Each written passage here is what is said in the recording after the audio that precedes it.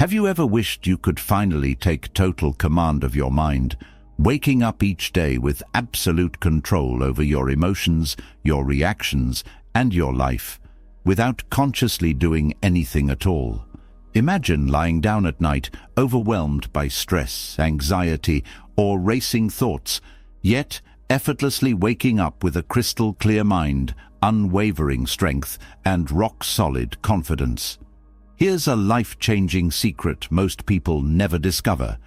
Every single night, your subconscious mind quietly shapes your entire life. While you sleep, your subconscious is absorbing every thought and feeling you've carried into bed, deeply embedding them into your mental framework. If you fall asleep stressed or anxious, those emotions become stronger, locking you into a frustrating cycle of worry and self-doubt. But tonight, you can break free. Stoicism, the powerful ancient philosophy practiced by warriors, philosophers, and emperors like Marcus Aurelius, Epictetus, and Seneca, isn't just theory, it's mental mastery. It's training for your subconscious mind, rewiring your thoughts and emotions so you gain complete control over how you respond to life's challenges. And the most remarkable thing? You don't have to consciously do anything but listen, because your subconscious effortlessly absorbs this wisdom while you sleep. Imagine yourself tonight, calmly sinking into restful sleep, your breathing slow and steady. Instead of overthinking or anxiety, your mind absorbs powerful Stoic lessons, quietly reshaping your inner landscape overnight. With each passing hour of deep sleep, these timeless teachings erase anxiety, dissolve stress, and silence your inner doubts, replacing them with clarity, strength, and an unbreakable emotional core. This is not passive listening. It's subconscious mental training at the deepest level, a nightly reset that clears away negative patterns and installs new, powerful mental pathways. Every moment of sleep brings you closer to complete mental mastery, giving you the power to calmly face anything life throws your way. When you awaken tomorrow morning, you'll feel different, not just rested, but completely in control. Anxiety will be replaced by clarity. Doubt will be replaced by confidence. You'll stand strong and steady, unshaken by chaos, emotionally resilient and mentally unbreakable. So if you're ready to end the cycle of anxiety, overwhelm, and self-doubt forever, tonight is your turning point. Allow these 4 powerful hours of Stoicism to reshape your mind effortlessly while you sleep.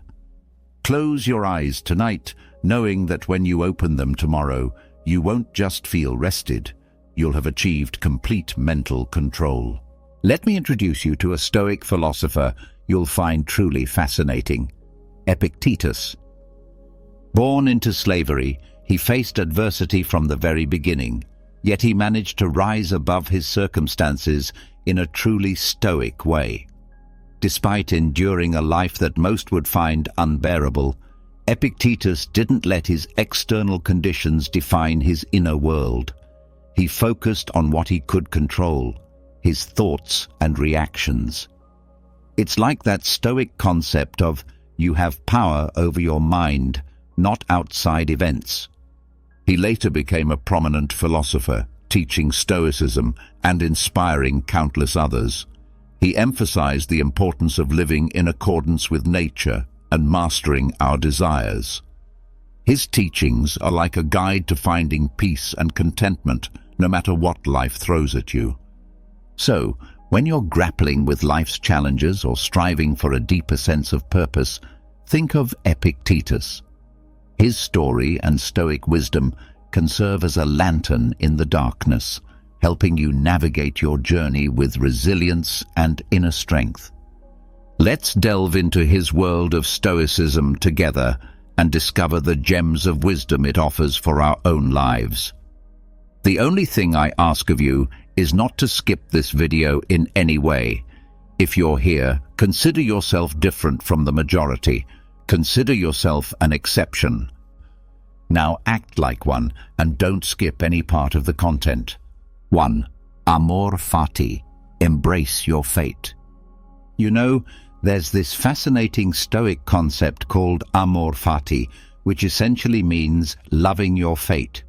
It's about embracing not just the good things that happen in life, but also the challenges and setbacks. Imagine seeing every obstacle as an opportunity for growth and transformation. It's like saying, "Hey life, throw whatever you want at me and I'll find a way to make the most of it." Life is unpredictable, right? Sometimes things don't go the way we plan, and that's where amor fati comes in. It encourages us to accept the hand we are dealt and find a way to turn even the toughest situations into something positive.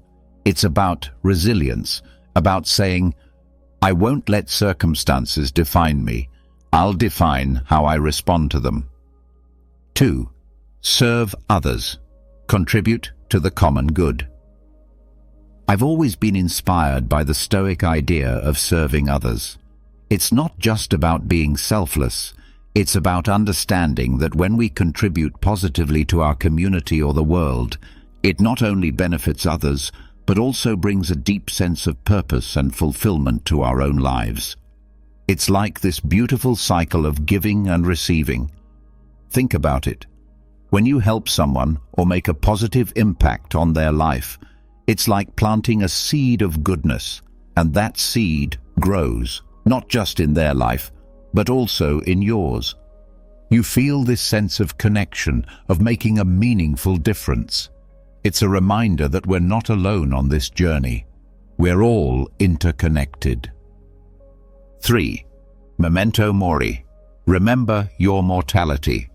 Have you ever heard of memento mori? It's a Latin phrase that means, remember you will die. Now I know that might sound a bit morbid at first, but it's actually a powerful reminder to live each day to the fullest. Imagine waking up every morning with the thought that this day might be your last. It's a call to appreciate life, cherish moments, and make every day count. Memento mori isn't about dwelling on death. It's about embracing life with a sense of urgency and purpose. It's like having a little voice in your head that says, "Hey, time is precious. Don't waste it on things that don't matter." It's about prioritizing what truly brings you joy and fulfillment, both in your actions and your relationships. 4. Self-discipline. Your internal compass. So, self-discipline. It's like having your own internal compass. It's the ability to stay on track and focused, especially when life throws distractions or temptations our way. It's about making choices that align with your long-term goals, even when the easy path might lead you astray. Think of it as the secret sauce to achieving your dreams. It's about taking consistent action, even when you don't feel like it. Self-discipline helps you build good habits, whether it's in your work, your health, or your personal growth. It's like having that friend who keeps you accountable to your best self. 5. Morning routine. Your blueprint for success. Picture your morning routine as the foundation of your day. It's that intentional time in the morning where you set the tone for how the rest of the day will unfold. Whether it's meditation, exercise, or simply planning your day, it's a way to start with purpose and clarity.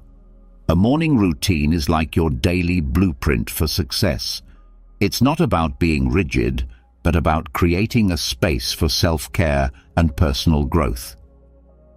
When you start your day intentionally, it's amazing how it positively impacts your productivity and overall well-being.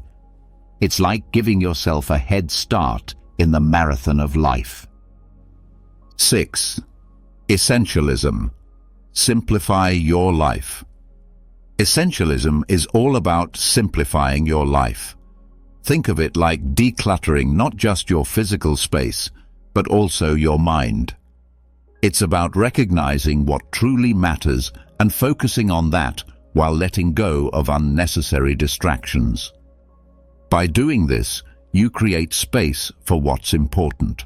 Imagine your life as a room filled with various objects. Some are valuable, some are junk, and some are just taking up space.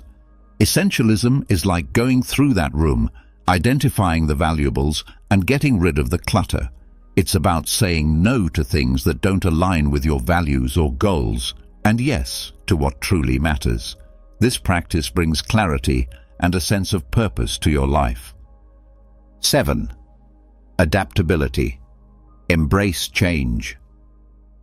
Life can be unpredictable, right? So adaptability is like your superpower in dealing with change. It's about being flexible and finding new ways forward when things don't go as planned. Instead of getting stuck, you pivot and make the most out of challenging situations. Think of it as being like a bamboo tree in a storm. It bends and sways with the wind, but doesn't break. Adaptability is about not resisting change, but embracing it as an opportunity for growth. It's a mindset that says, I can handle whatever life throws my way. It helps you thrive in a world that's constantly evolving. 8. Action over information. Turning dreams into reality. Imagine having all this knowledge but never applying it. Action is where the magic happens. It's about taking that first step, even if it's a small one, instead of just accumulating information. It's how you turn your dreams into reality. Think about it like this. Imagine you have a treasure map with all the clues to find a hidden treasure. Knowing the map exists is one thing, but taking action to follow the clues and unearth the treasure is another. Action transforms potential into tangible results. It's like having the courage to set sail in search of your dreams, rather than just reading about distant lands. 9. Tolerant with others, strict with yourself, balancing compassion and self-improvement. This one's all about balance. It's about being patient and understanding when dealing with others, but also holding yourself to high standards for personal growth. It's like being kind to others, but also pushing yourself to be the best version of yourself. Balancing tolerance with self-discipline can be a delicate dance. It's about recognizing that we're all on our unique journeys, and sometimes people may not meet our expectations. Instead of judgment, it's about offering understanding and support. At the same time, it's essential to set high standards for your own growth and development. It's like being a friendly coach to yourself, nudging you to reach your full potential. 10. Resilience, bouncing back from life's challenges. You know life can throw some pretty tough punches, right? That's where resilience comes in. It's like having a strong, flexible backbone that helps you bounce back from setbacks and tough times. Instead of seeing obstacles as roadblocks, you see them as opportunities for growth. It's about developing that mental toughness to face adversity head-on and come out even stronger. 11. Empathy, understanding others. Ever thought about what it's like to walk in someone else's shoes? That's what empathy is all about. It's the ability to truly understand and share the feelings of another person. It's like saying, I see you, I hear you, and I'm here for you. Empathy fosters deep connections with others and helps us navigate the complexities of human relationships with compassion and kindness. 12. Mindfulness, being present in the moment. You ever catch yourself worrying about the past or stressing about the future? Mindfulness is the antidote. It's about being fully present in the moment, appreciating the here and now. It's like savoring the flavors of a delicious meal or feeling the warmth of the sun on your skin during a walk. Mindfulness brings a sense of calm and clarity to your life, helping you break free from the grip of anxiety and stress. 13. Purpose, guiding your life. Have you ever wondered, what's my purpose? Purpose in life. It's a big question, but Stoicism offers guidance. Your purpose is like your North Star, guiding your decisions and actions. It's like having a mission that gives your life meaning and direction. It's about waking up every day with a sense of why you do what you do. Purpose fuels your passion and drive, helping you overcome challenges with determination. 14. Continuous learning. Never stop growing. Think about life as a never-ending journey of growth and learning. Stoicism encourages us to never stop seeking knowledge. It's like saying, I'm a student of life, and there's always something new to discover. Continuous learning keeps your mind sharp, your horizons broad, and your perspective fresh. It's like adding vibrant colors to the canvas of your life story. 15. Gratitude, counting your blessings. Have you ever stopped to think about all the things you're grateful for? Gratitude is like a warm hug for your soul. It's about recognizing and appreciating the people, experiences, and things that enrich your life. It's like saying, thank you, universe, for all these beautiful moments. Gratitude shifts your focus from what you lack to what you have, filling your heart with contentment. 16. Patience, mastering the art of waiting. In a fast-paced world, patience is like a rare gem. It's the ability to wait calmly without getting frustrated.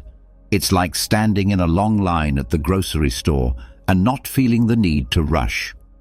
Patience is a valuable skill that helps you maintain composure when faced with delays or challenging situations.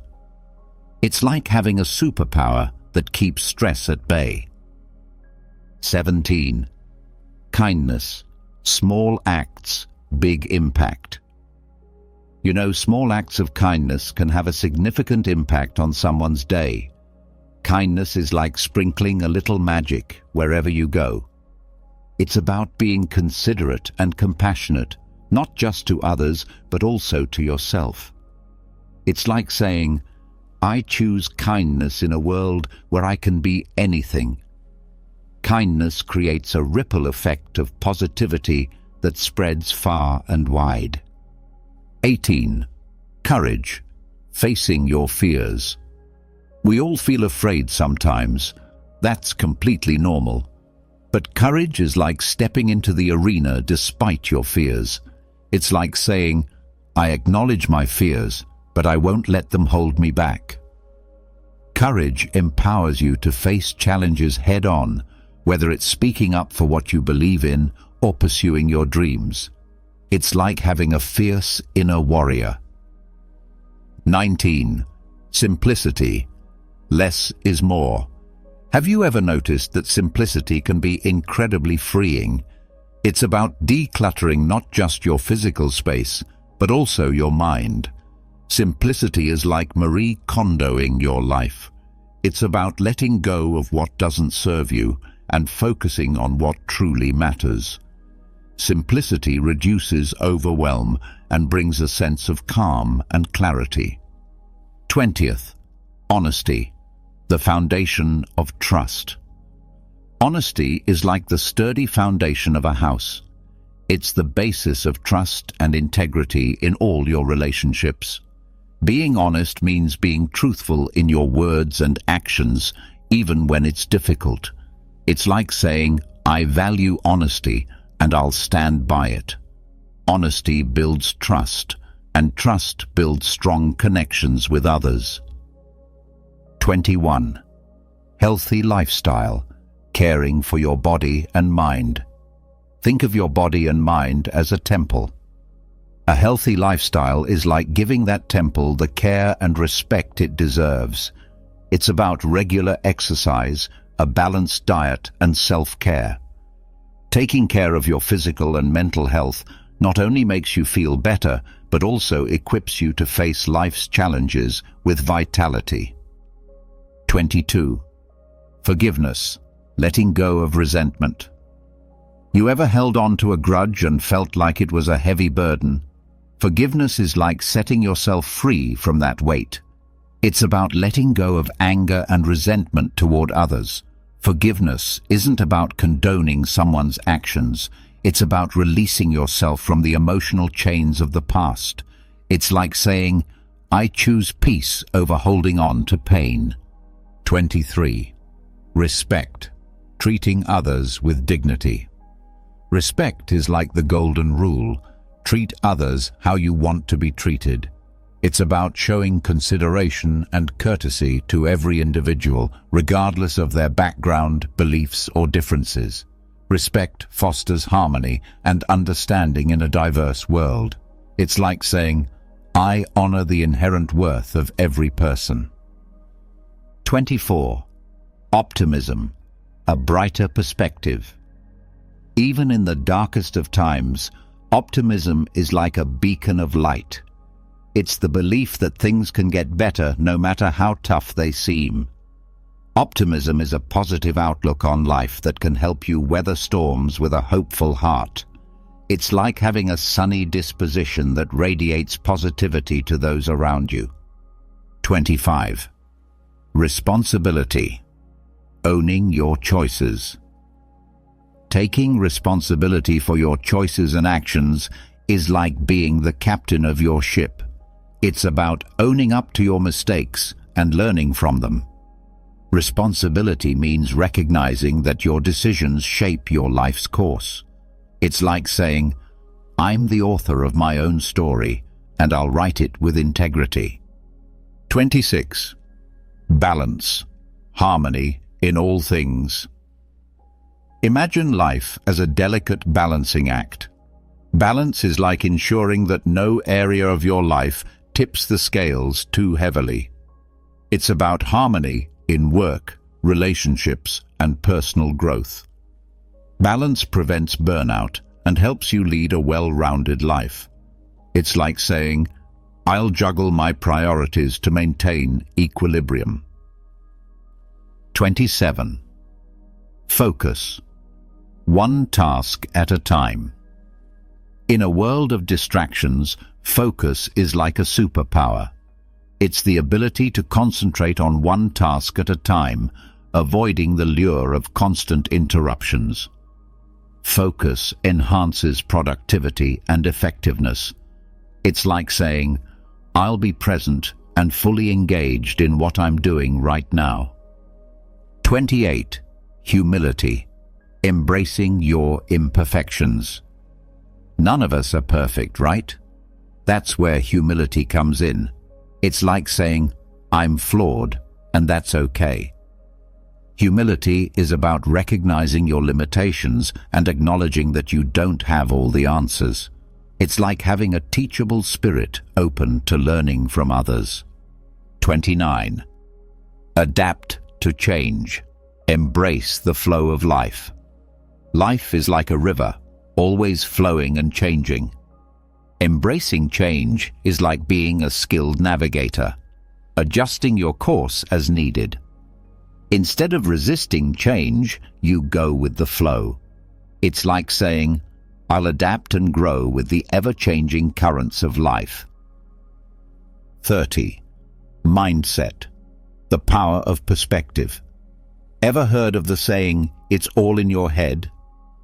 Well, your mindset shapes your reality. A growth mindset is like believing that effort and learning can improve your abilities. It's about saying, I can develop and grow through dedication. Your mindset can turn challenges into opportunities for personal development. 31. Self-reflection, the mirror of the soul. Self-reflection is like looking into a mirror for your soul. It's taking the time to introspect and understand your thoughts, emotions, and actions. It's like saying, let me get to know myself better. Self-reflection helps you grow, make better decisions, and find inner peace. 32. Acceptance of imperfection. Embracing your humanity. We all make mistakes. It's part of being human. Acceptance of imperfection is like giving yourself permission to be imperfect. It's about saying, I'll learn from my flaws and keep growing. This principle reminds us that perfection is an unrealistic goal, and it's okay to stumble along the way. 33. Invest in learning, the currency of growth. Imagine knowledge as a treasure chest. Investing in learning is like filling it with jewels. It's an ongoing commitment to expanding your horizons, acquiring new skills, and gaining fresh perspectives. It's like saying, I'll never stop investing in myself. Learning fuels your personal growth and keeps your mind vibrant. 34. Admire others, recognize and celebrate. It's easy to admire someone's talents or achievements, right? Admiring others is like appreciating a beautiful piece of art. It's about recognizing and celebrating the qualities, skills, or accomplishments of those around you. It's like saying, I see your greatness and I honor it. Admiration builds positive connections and encourages a supportive community. 35. Love unconditionally. A heart without conditions. Unconditional love is like an endless wellspring of affection. It's about loving someone deeply without any expectations or conditions. It's like saying, I love you for who you are, no matter what. This principle fosters profound connections and brings a sense of warmth and belonging. 36. Cultivate relationships, nurturing bonds. Just as a garden needs care to thrive, relationships require cultivation. Cultivating relationships is like tending to a beautiful garden. It's about investing time and effort in nurturing connections with family, friends, and loved ones. It's like saying, I value our bond, and I'll make an effort to strengthen it. Building meaningful relationships enriches your life and brings joy. 37. Punctuality, respecting time. Time is a precious resource, and punctuality is like a gesture of respect. Being punctual means valuing not only your time, but also the time of others. It's like saying, I honor our commitments by being on time. Punctuality enhances reliability and builds trust in your relationships. 38. Graciousness, poise and elegance. Graciousness is like a graceful dance in social interactions. It's about maintaining your composure even in challenging situations. It's like saying, I'll respond with grace and poise. Graciousness radiates a sense of elegance and maturity, enhancing your interactions with others. 39. Savor moments. Find joy in the present. Life is filled with precious moments, and savoring them is like sipping fine wine slowly. It's about fully enjoying and appreciating the small, beautiful moments that often go unnoticed. It's like saying, this moment is a gift, and I'll savor it. Savoring brings a deeper sense of contentment and mindfulness to your life. 40. Environmental awareness, caring for our planet. Our planet is our home, and environmental awareness is like being a responsible caretaker. It's about making conscious choices to reduce your carbon footprint and protect the environment.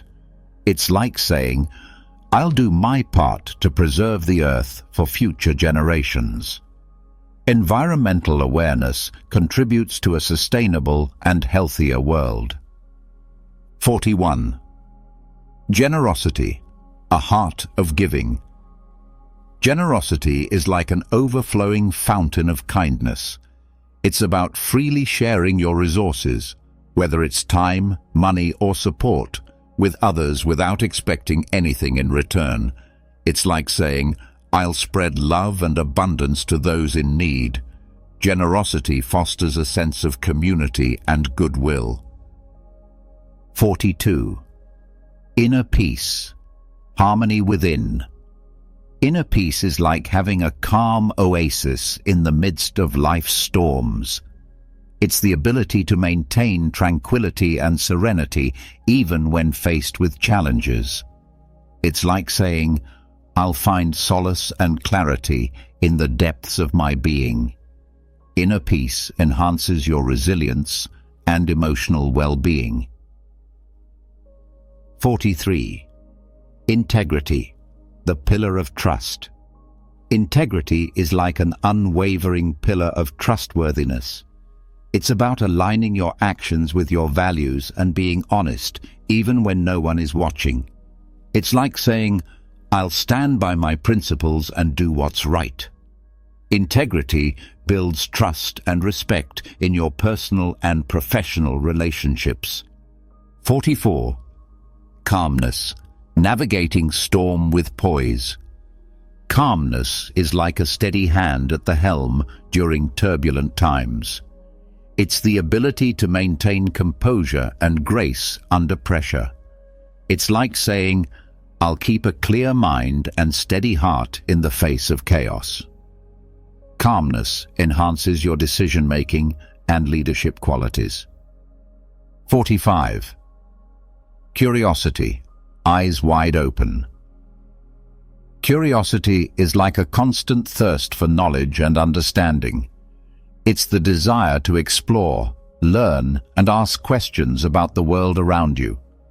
It's like saying, I'll remain open to new ideas and endless possibilities. Curiosity keeps your mind engaged and fosters continuous growth. 46. Empowerment. Unleash your potential. Empowerment is like a wellspring of inner strength and confidence.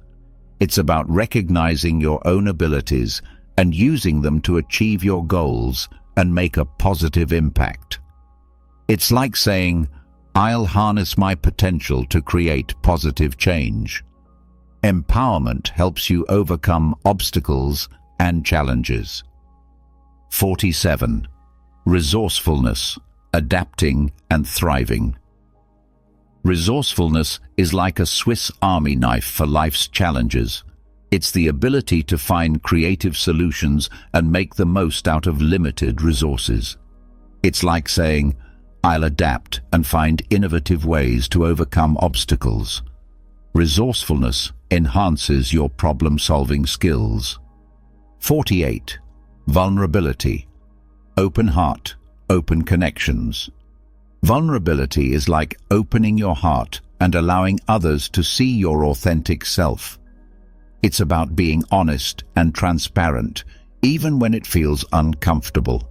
It's like saying, I'll embrace my imperfections and connect on a deeper level with others.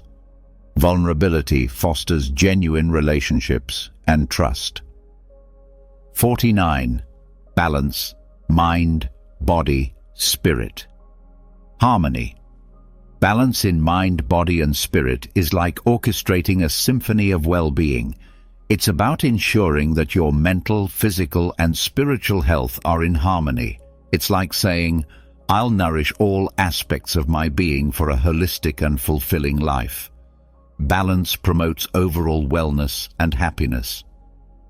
50. Mindful consumption, conscious choices. Mindful consumption is like being a discerning curator of your own life. It's about making conscious choices in what you consume, whether it's food, media, or products, with an awareness of their impact on your well-being and the environment. It's like saying, I'll choose wisely, aligning my values with my choices. Mindful consumption promotes personal and global sustainability. Think and act. Imagine possessing the power to find inner peace and happiness regardless of the circumstances swirling around you. That's not just powerful, it's revolutionary. It's about taking control, not of the world, but of something far more important and absolutely within our reach, our own minds. Stoicism teaches us resilience, gratitude, and the art of living a fulfilled life. But this isn't just a history lesson. It's about you, your life today. It's about facing the chaos of our modern world without losing your cool. It's about finding calm in the storm and happiness in the simplest of things. It's about transforming your mornings from something you dread into a powerful launchpad for a day filled with purpose and joy. So if you've ever felt overwhelmed by the noise of life, if you've ever struggled to find a moment's peace, or if you're just curious about how ancient wisdom can be your secret weapon in the 21st century, stick around. This might just be the video that changes everything for you. Let's dive into the Stoic strategies that can help us craft not just a morning routine, but a life filled with intention, resilience, and true happiness. I implore you to give your full attention to this video from start to finish. If you've made it here, you're not like everyone else. You're a standout, someone who seeks depth and wisdom. Your dedication to absorbing this content in full sets you apart even further. This might sound like a fancy term, but it's actually a beautifully simple concept that comes from Japan. Find your ikigai, discovering purpose in every morning. It's about discovering that sweet spot where your passions, skills, societal needs, and what you can be paid for all intersect. It's your unique reason for being. Imagine waking up each morning fueled by a clear purpose that excites you, something that makes the thought of hitting snooze just irrelevant. Marcus Aurelius wasn't just about enduring life's hardships with a stiff upper lip. He was deeply invested in the idea that we're all here to play our part, to contribute something meaningful. He urged us to approach each day as an opportunity to fulfill our role with integrity and passion. Now think about that in the context of ikigai. It's not just about finding what you love, it's about aligning it with what the world needs and what you're good at. That's where the magic happens. But how do you start uncovering your ikigai? It begins with some introspection. Ask yourself, what am I passionate about? What am I good at? What does the world need from me? What can I get paid for? It's okay if the answers don't come to you right away. This is about the journey, exploring different facets of your life and interests and seeing where they converge. This quest for your ikigai isn't just some fluffy, feel-good exercise. It's about setting the foundation for a life that's rich in meaning and satisfaction. When you align your daily actions with your deeper purpose, even the mundane tasks gain significance. Your relationships start to flourish because you're more present and engaged. Your creativity soars because you're aligned with your true passions. And overall happiness? Well, it becomes more of a constant companion than a fleeting visitor. So as you think about setting your alarm for tomorrow morning, consider what ikigai means for you. What could be so compelling that you'd leap out of bed, eager to start the day? Remember, this isn't about overnight transformation. It's a process, a gentle unfolding. And as Marcus Aurelius would remind us, it's about doing the work day by day with dedication and honor. Finding your ikigai isn't just about personal fulfillment. It's about embracing your role in the larger tapestry of life, contributing your unique thread to the ever-evolving human story. The ancient Stoics, particularly Marcus Aurelius, were big on the idea that our actions should be purposeful, not just random acts thrown into the wind, but deliberate steps guided by our inner compass. Prepare the night before, setting the stage for success. This philosophy extends beautifully into how we prepare for the day ahead, starting the night before. Here's the deal. The quality of your morning begins with how you spend your evening. It's tempting to binge-watch your favorite series until the wee hours or scroll through social media until your eyes blur. But let's pause and consider how that sets you up for the next day. Your brain needs time to unwind, to process the day's events, and to recharge for what's ahead. That's where a solid pre-sleep routine comes into play. Imagine treating your evening routine with the same respect and intention as you would any other important aspect of your life. This isn't about rigid self-discipline that sucks the joy out of your evenings. It's about creating a space that supports your well-being and aligns with your goals for the next day. For instance, limiting screen time an hour before bed isn't about denying yourself relaxation. It's about giving your mind the cue that it's time to wind down, making it easier to fall asleep and wake up feeling refreshed. Planning a bit for the next day can also be a game changer. It could be as simple as jotting down your top 3 priorities for tomorrow. This act alone sets a clear direction, ensuring you wake up with a sense of purpose. And here's where the Stoic mindset really shines. It's about acknowledging what's within our control and letting go of what's not.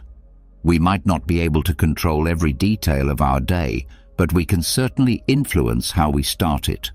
And let's not forget about some deep breathing or meditation to calm the mind. This practice isn't just fluff. It's a powerful tool that signals to your body it's time to rest. Inhaling deeply and exhaling slowly helps reduce stress, lower your heart rate, and prepare your body for a deep, restorative sleep. It's like pressing the reset button, ensuring you wake up not just physically refreshed, but mentally and emotionally as well. In today's always-on world, this might sound like a Herculean task, but it's absolutely vital for setting the tone of your entire day. Picture this. The first moments of your morning, untainted by the digital clamor of emails, social media notifications, or the buzzing news cycle. It's just you, your thoughts, and the serene quiet of the dawn. That's not just refreshing, it's empowering. Marcus Aurelius was a strong advocate for living with intention and focus. He wasn't distracted by the notifications of ancient Rome. Avoid morning distractions, embracing serenity. And believe me, he had his share of distractions. Instead, he emphasized the importance of concentrating on the present moment and the task at hand. He knew something that's even more relevant today. The quality of your attention determines the quality of your life. So how do we apply this ancient wisdom in the modern age? First, it's about creating a morning space that's intentionally free from digital distractions. This isn't about shunning technology, but rather choosing not to let it dictate the start of your day. It's tempting to roll over and immediately check your phone, but that instantly puts you in a reactive state, responding to the demands and dramas of the external world. Instead, give yourself the gift of a peaceful start. Imagine dedicating the first hour of your day to activities that nourish your soul and sharpen your mind. Maybe it's reading, meditating, journaling, or simply enjoying a cup of coffee as you gaze out the window. This isn't wasted time. It's an investment in your well-being. By avoiding distractions, you're not just avoiding stress. You're actively creating a reservoir of peace and focus that you'll draw from throughout the day. Making the most of your mornings isn't about adding more to your to-do list. It's about subtracting the noise that doesn't serve you. It's about prioritizing what truly matters before the day's demands start pulling at your attention. This is where the Stoic practice of focusing on what's within your control comes into play.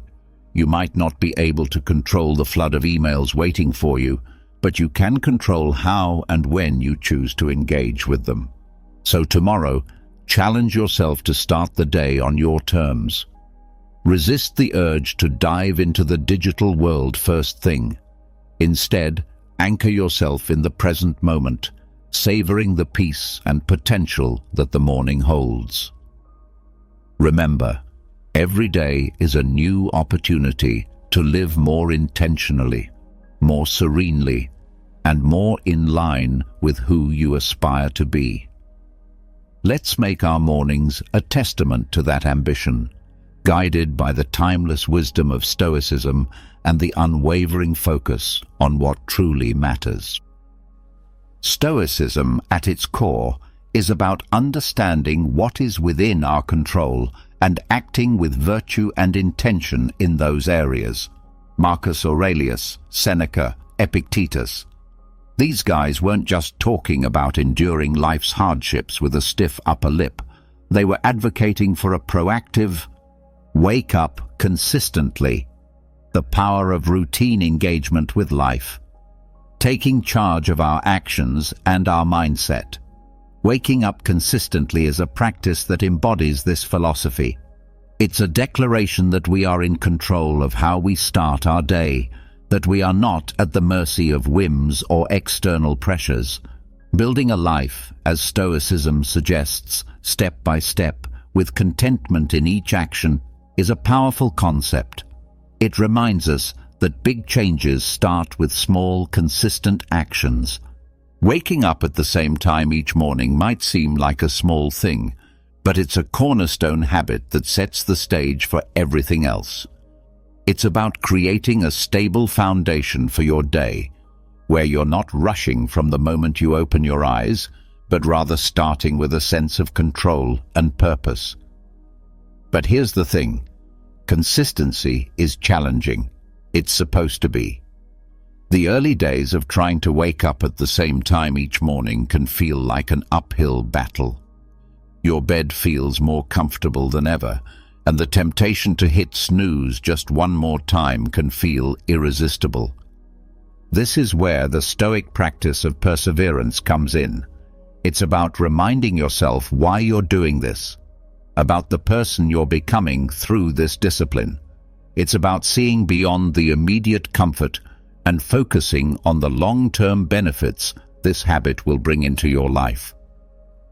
Becoming a morning person, then, is not just about the mornings themselves. It's about embodying the qualities that make you resilient, focused, and intentional throughout your day. It's a practice in self-mastery, in aligning your actions with your values, and in cultivating the kind of life you want to live, one morning at a time. So how do we make consistency our ally? Start by setting a clear intention the night before.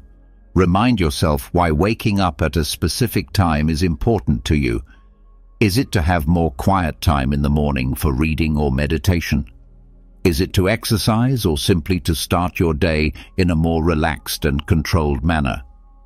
Then create an environment that supports this habit. Maybe it's going to bed a bit earlier to ensure you get enough sleep, or keeping your curtains slightly open to let the natural light wake you up gently. And when it gets tough, remember the Stoic belief in the power of our own will and the importance of acting according to our principles. Each morning that you wake up at your chosen time, you're not just starting your day, you're reinforcing a commitment to yourself, to your growth, and to living a life of intention and purpose.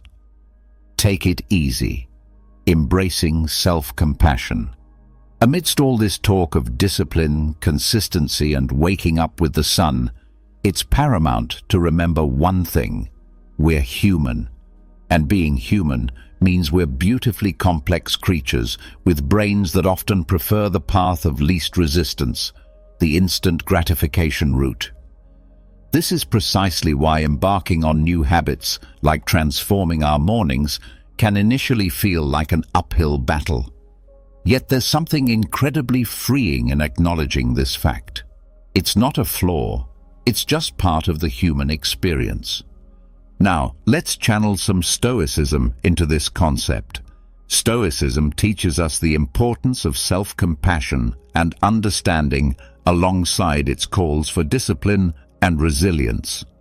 Marcus Aurelius, in his personal writings, often reminded himself to be patient and forgiving with his own shortcomings. He knew that berating oneself for every slip-up was not the path to growth. Instead, he advocated for recognizing our errors, learning from them, and then letting them go. This approach is crucial when we're trying to cultivate new morning routines, or any habit for that matter. Those first few days or even weeks can be tough. Your alarm goes off, and every fiber of your being wants to stay cocooned in the warmth of your bed. And let's be honest, there will be days when you'll give in to that desire. That's okay. The key is what you do next. Do you beat yourself up, spiraling into a cycle of guilt and self-criticism? Or do you take a breath, forgive yourself, and see the next morning as a fresh opportunity to try again? Forgiveness and patience with ourselves are not signs of weakness. They're indicators of strength and wisdom. They mean we're in it for the long haul, ready to navigate the ups and downs with grace. This Stoic practice of self-compassion is about understanding our nature, working with it, and gently nudging ourselves towards the habits and life we aspire to. Moreover, taking it easy isn't about making excuses or allowing ourselves to perpetually fall short of our goals.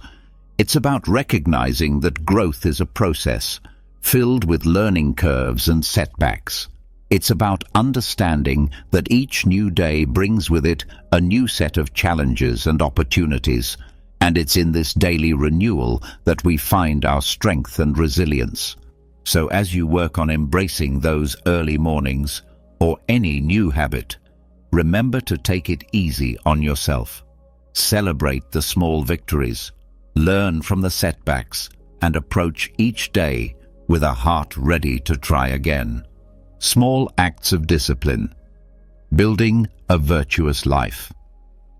This isn't just about becoming a morning person. It's about cultivating a mindset that's prepared to face life's challenges with a blend of determination and kindness. Consider the simple act of placing your alarm clock across the room. It's not just about making it physically harder to snooze. It's a statement. It's a commitment to start the day on your terms, to rise despite the comfort of the bed's embrace. It's a small act of defense against the inertia of sleep and comfort, a step towards embracing the day with intention. Similarly, making your bed each morning might feel like a trivial task, especially when you're the only one who'll see it. Yet it's so much more than smoothing sheets and fluffing pillows.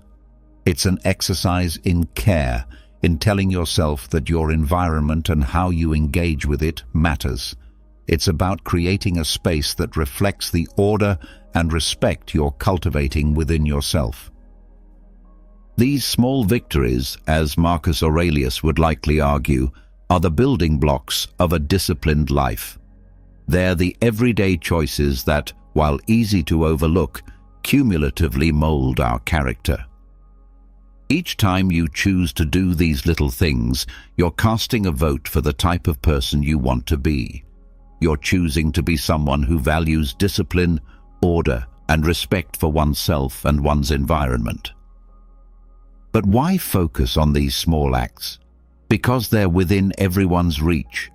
Not all of us can control the major events in our lives, the upheavals, the unexpected turns, but we can control how we respond to the start of each day, how we treat our immediate surroundings, and how we prime ourselves for whatever lies ahead. This is Stoicism in action, focusing on what's in our power to control and letting go of what isn't. Moreover, these practices aren't just about building discipline for discipline's sake. They're about cultivating a mindset that's prepared for life's bigger challenges. If you can commit to these small acts of discipline, you're training yourself to uphold your commitments in more significant areas. You're sharpening your ability to follow through, to remain steady in the face of adversity, and to approach life with a calm, collected demeanor, qualities that define the Stoic ideal. So as you consider the role of discipline in your life, start small. Look for those everyday opportunities to practice self-control and order. Remember, it's in these moments, in the quiet of the morning, when you decide to rise and face the day with intention, that your character is forged. Accountability partners, sharing the journey. These practices are not just chores or tasks, they're rituals, imbuing your day with purpose and your life with a sense of direction and meaning. The idea here is simple, yet profoundly impactful. Sharing your goals with someone who not only supports you but also holds you accountable can significantly amplify your chances of success. It transforms a personal journey into a shared adventure, making the path to fulfilling your morning routine and ultimately your life's purpose less daunting and more enjoyable. Think of your accountability partner as your ally in the pursuit of self-improvement.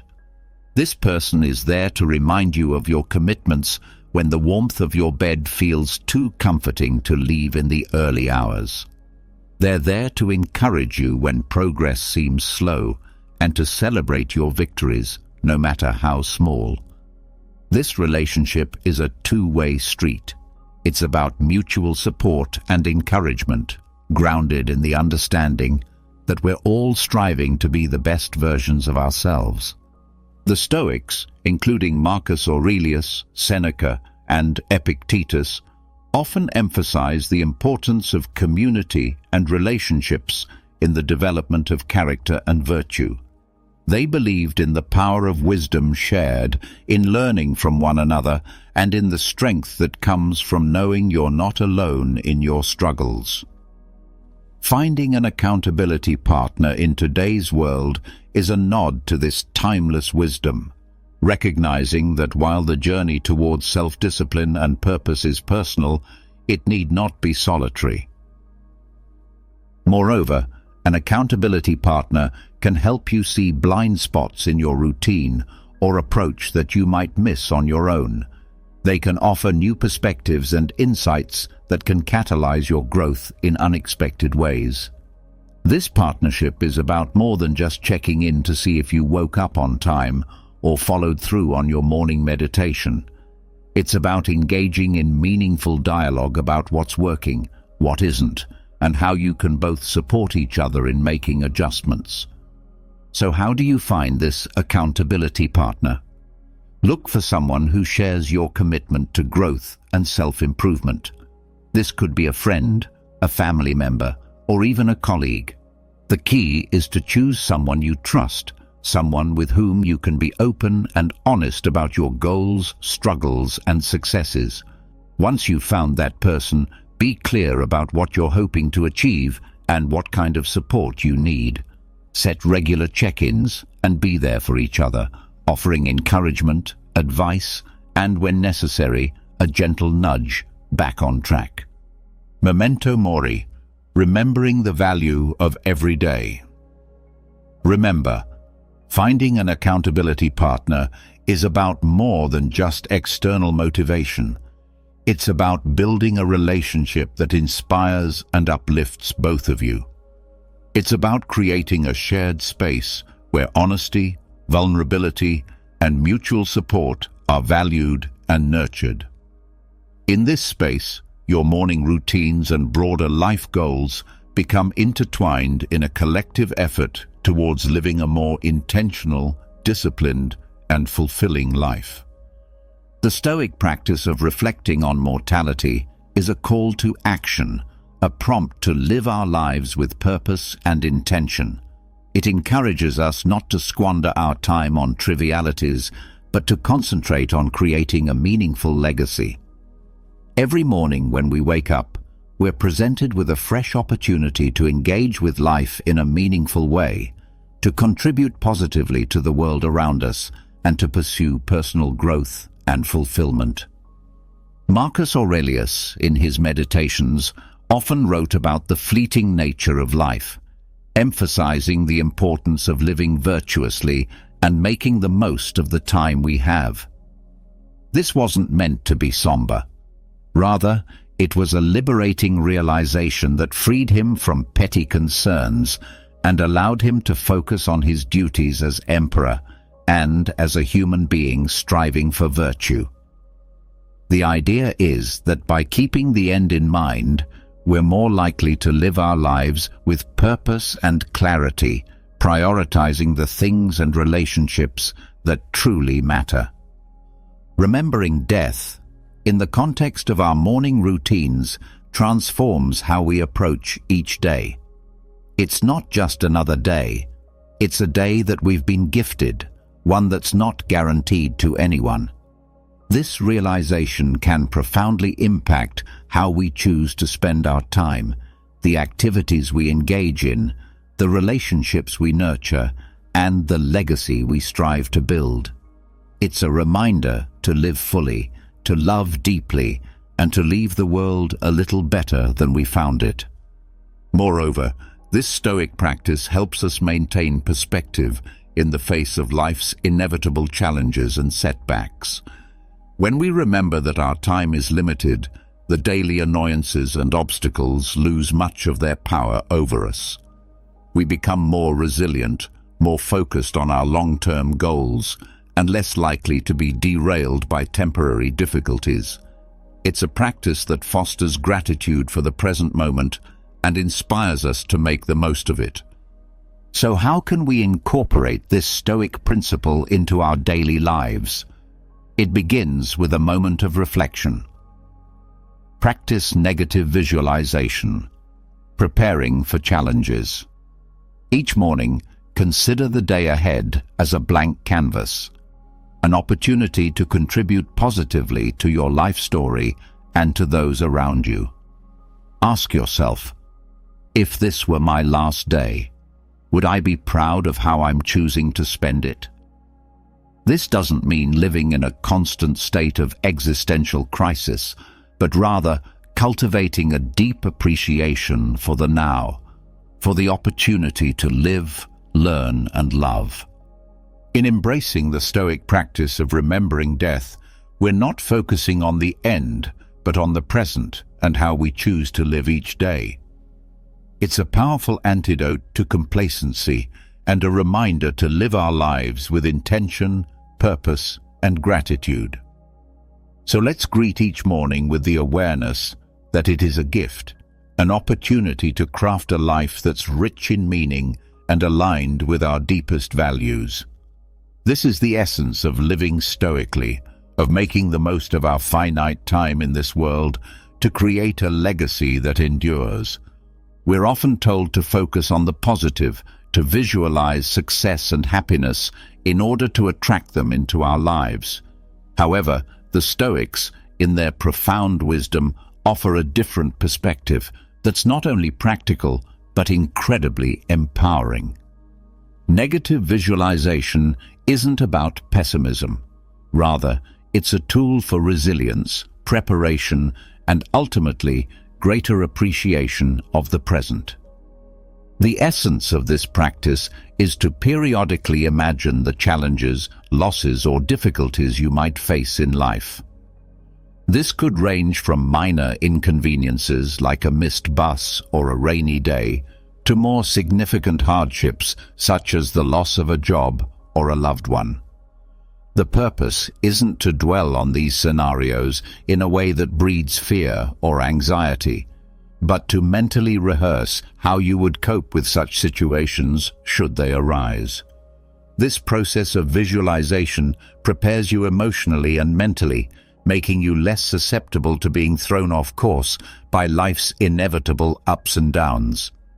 Marcus Aurelius, Seneca, and Epictetus, they all believed that by contemplating the temporary nature of everything outside our control, we could cultivate a deeper sense of peace and resilience.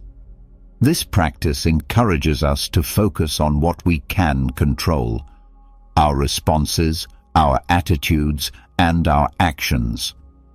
Incorporating negative visualization into your morning routine can transform how you approach your day. Instead of stepping out the door blind to the potential challenges ahead, you're mentally equipped to face them. End with gratitude, reflecting on the day's gifts. It's like a mental training session where you strengthen your resilience muscles. So when life inevitably throws a curveball your way, you're not knocked off your feet. You've already rehearsed this moment in your mind and can draw upon your pre-visualized strategies to navigate through it. Moreover, this practice has a beautiful, somewhat paradoxical effect. It enhances our gratitude for the present moment. By imagining life without some of the things we take for granted, we come back to reality with a renewed appreciation for them. It's a reminder of how much we have to be thankful for right now, in this moment. This isn't about dwelling in fear of loss, but about using the thought of it to deepen our appreciation for the here and now. So how do we practice negative visualization in a healthy, constructive way? Start with a few moments in the morning to contemplate potential challenges of the day or broader future possibilities. Visualize how you would ideally respond, what strengths you would draw upon, what lessons you could learn, and how you could grow from the experience. Then let go of the visualization and proceed with your day, carrying with you a sense of preparedness and an enhanced appreciation for your current circumstances. Incorporating gratitude into our lives, especially as we end our day, can have a transformative impact on our well-being and outlook. Keeping a gratitude journal is a beautifully simple yet profoundly effective way to cultivate this sense of appreciation. It's about taking a few moments before we sleep to reflect on the day and jot down a few things we're grateful for. This could be anything from a kind gesture from a stranger, a beautiful sunset, the completion of a challenging task, or simply the comfort of our bed waiting to embrace us at the end of a long day. The act of writing down what we're grateful for shifts our focus from what's lacking in our lives to the abundance that's already present. It's a practice that aligns perfectly with Stoic teachings, which emphasize focusing on what we have rather than what we don't, on what's within our control rather than what isn't. This shift in perspective not only sets the stage for a peaceful night's sleep, free from the turmoil of unfulfilled desires or lingering frustrations, but it also primes our minds to begin the next day with a sense of purpose and appreciation. But why end the day with gratitude? Because it allows us to close our day on a note of positivity, regardless of the challenges we may have faced. It's a way of reaffirming the good in our lives, of finding peace even in turmoil, and of nurturing a mindset that sees opportunities for growth and joy in every circumstance. This nightly practice of gratitude creates a ripple effect, influencing not just how we sleep, but how we wake up and approach our mornings. It transforms our first thoughts of the day from groans over the alarm clock to a quiet anticipation of what the new day holds, what new things we might discover to be grateful for. Moreover, this practice of appreciating our life extends beyond our personal sphere. It enhances our relationships as we become more attuned to the value of those around us and more expressive of our appreciation for their presence in our lives. It deepens our connection to the world as we become more observant of and thankful for the beauty and wonder that surround us, often in the most mundane moments.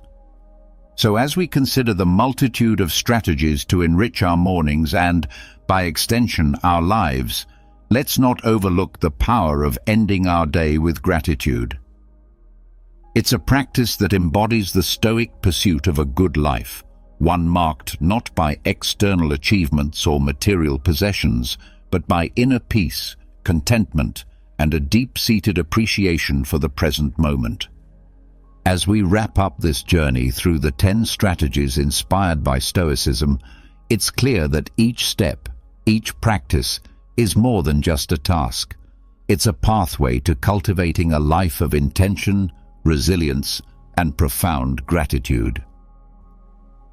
Embracing these practices doesn't mean every day will be perfect, but it does mean that every day will be met with a stronger, more grateful, and more resilient you.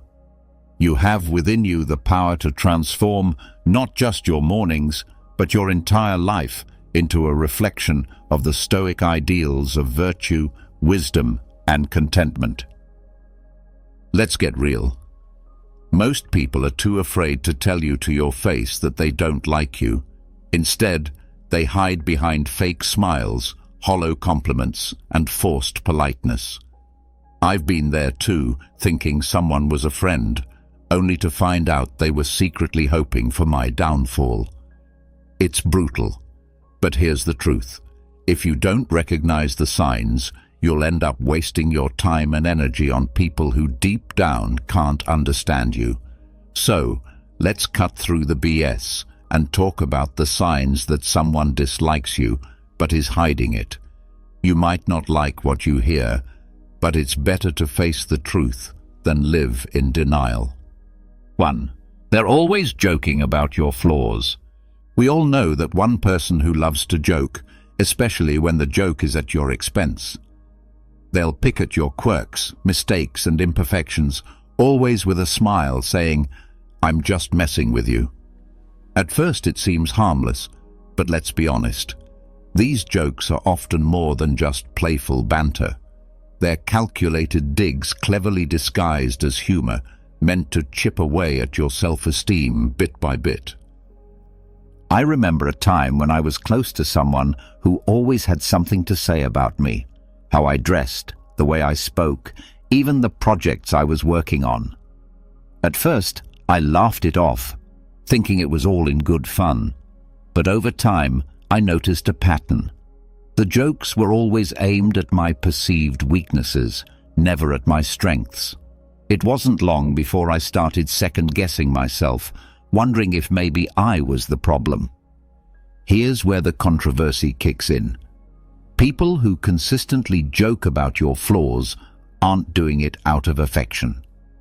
They're testing the waters to see how much disrespect you'll tolerate. It's a subtle form of manipulation, a way for them to assert dominance while keeping you in your place. They're telling you, in no uncertain terms, that you're beneath them. The most insidious part is that they get away with it because we've been conditioned to believe that if we can't take a joke, we're the ones with the problem. But let's flip that script.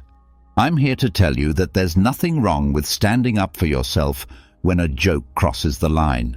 In fact, it's essential. You deserve to be around people who lift you up, not those who knock you down for a cheap laugh. True friends don't need to point out your flaws to feel better about themselves. They celebrate your strengths and help you work through your weaknesses without making you the butt of the joke. I've seen it happen time and again. People who let these kinds of jokes slide, thinking it's easier to keep the peace than make waves. But here's the deep truth. Allowing others to disrespect you, even in jest, is a slippery slope. It starts with small comments, but over time those jokes can wear you down, making you question your worth. The more you allow it, the more they'll push until you're left doubting yourself, all because you didn't want to seem too sensitive. I had to learn this lesson the hard way. I realized that by laughing along, I was giving them permission to keep going. I was complicit in my own disrespect. It wasn't until I started setting boundaries and standing up for myself that I noticed a change, not only in how they treated me, but in how I began to see myself. I stopped allowing their words to define me and started taking control of my own story. Here's my advice. The next time someone makes a joke at your expense, don't just brush it off. Ask yourself, is this really funny, or is there something deeper going on here? If it's the latter, don't be afraid to call them out. It might feel uncomfortable, and it might even end the friendship. But your self-respect is worth more than someone else's misguided attempt at humor. Life is too short to be surrounded by people who don't value you.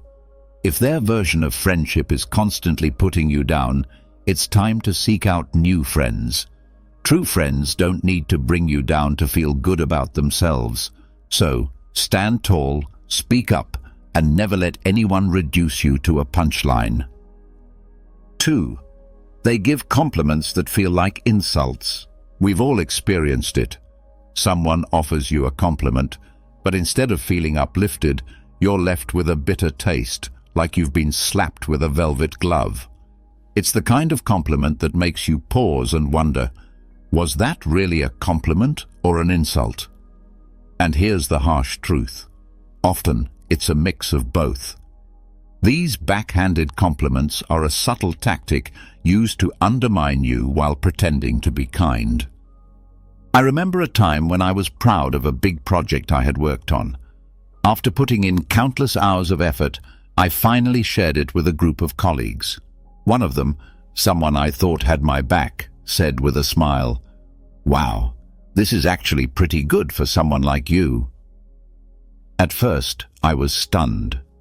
On the surface, it seemed like a compliment, but those last words, "for someone like you," hit me like a ton of bricks. What did that even mean? Was I not expected to do good work? Here's the problem. These so-called compliments aren't meant to lift you up. They're a way to keep you in your place. It's a subtle power play where the person giving the compliment is asserting their superiority while making you doubt your own abilities. What they're really saying is, "I see you trying, but you'll never be as good as me." It's toxic, but it's disguised so well that you almost don't see the harm in it.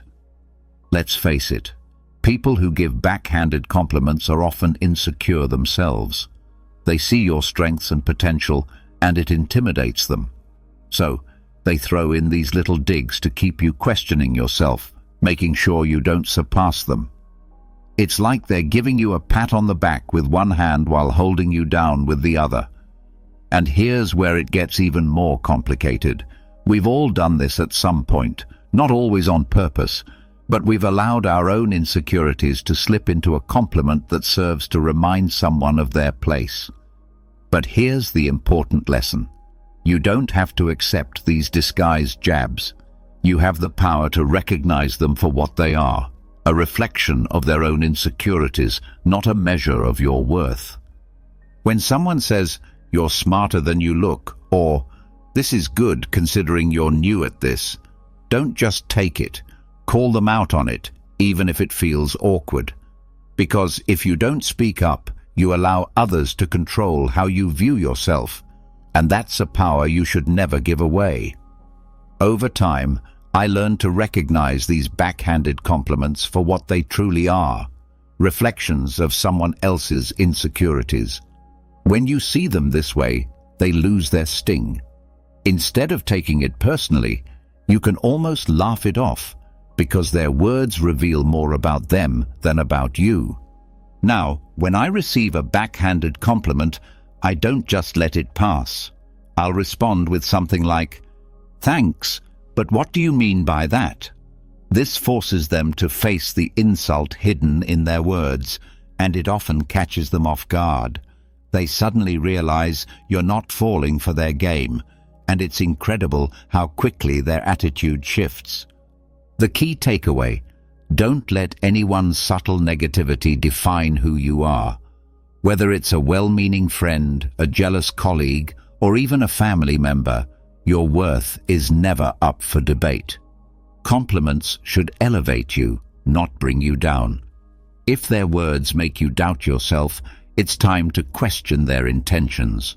Life's too short to waste on people who can't celebrate your successes genuinely. Surround yourself with those who see your value and are willing to remind you of it without hidden agendas. 3. They subtly exclude you from plans. It's often the small things that hurt the most, like realizing your so-called friends accidentally forgot to invite you to an event, dinner, or weekend getaway. They'll say it was an oversight, a last-minute thing, or worse, assume you were too busy anyway. But let's be real, these aren't accidents. This is a form of social exclusion, and it's a clear sign that you're not as valued as you think. I've been there too many times. I remember checking my phone one weekend and seeing pictures of friends enjoying an event I would have loved to attend. The kicker? Not a single person mentioned it to me beforehand. When I brought it up later, they had all kinds of excuses. We thought you were busy, or it was a last-minute plan. But deep down, I knew the truth. If they really wanted me there, they would have made sure I knew about it. Here's where it gets tricky. This type of exclusion isn't just thoughtless, it's intentional. It's a way of sending a message without saying anything directly. They don't want you there, but don't have the courage to say it. Instead, they hope you'll quietly fade out of the group without making a fuss. It's passive-aggressive and cowardly, but unfortunately, it's also all too common. People rarely talk about this because it's easier to pretend it's not happening. It's easier to convince yourself it was just a mistake, rather than face the painful reality that you're being pushed out. But here's the thing. If you keep accepting these excuses, you're giving them the power to continue excluding you. You're letting them decide your place in their lives, rather than taking control of your own story. I had to learn this the hard way. For a while I kept quiet, hoping I'd be included next time. But then I realized that by staying silent, I was allowing myself to be treated as an afterthought. So I did something bold. I began confronting them about it. I'd ask, "Hey, I saw you all went out last weekend. Why didn't anyone invite me?"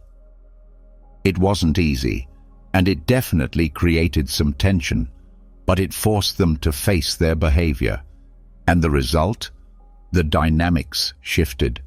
Some became defensive, while others tried to make amends. But the message was clear. I wasn't going to let them exclude me without standing up for myself. Here's the important lesson. If people truly value you, they'll make the effort to include you, no matter how last-minute the plans may be. If they don't, then it's time to reassess the worth of those relationships. You deserve to be surrounded by people who don't make you feel like you're always chasing their approval or attention. Real friends don't forget to invite you. They make sure you're there because they genuinely enjoy your company. So, if you find yourself being subtly excluded from plans, don't just let it slide. Confront the issue, ask the tough questions, and be ready for answers, even if they're not what you want to hear. Because in the end, it's better to know where you stand than to keep wondering why you keep getting left out. And remember, you're not a backup option. You're a priority. Surround yourself with people who treat you as one. 4. They're busy, but only when it's you. We've all heard the excuse, "I'm so busy these days, sorry I can't hang out." It's the perfect excuse. Who isn't busy? But what happens when a pattern emerges? They're always free for others, posting pictures from outings, catching up with mutual friends. Yet when it's your turn, they're suddenly swamped. Here's the reality. They're not too busy. They're just too busy for you. I've experienced this frustration more than I care to admit. I remember reaching out to a close friend, trying to set up time to catch up. Every time I suggested something, they had an excuse. "I'm working late. I've got too much on my plate. Maybe next week." Meanwhile, I'd see them out with others, having a blast, always managing to find time for everyone but me. It took me a while to catch on, but the message became undeniable. I wasn't a priority in their life anymore. Here's where it gets uncomfortable. We've been conditioned to accept busy as a reasonable excuse for being left out. But the truth is, people make time for what or who they care about. If they're always too busy for you, it's not about their schedule, it's about their priorities. And that's a hard truth to swallow, because it forces you to face the possibility that you might not be as important to them as they are to you. The harsh truth is that busy is often just a polite way of saying, I don't want to spend time with you. It's easier for them to blame it on their schedule than to admit they're choosing not to include you in their life.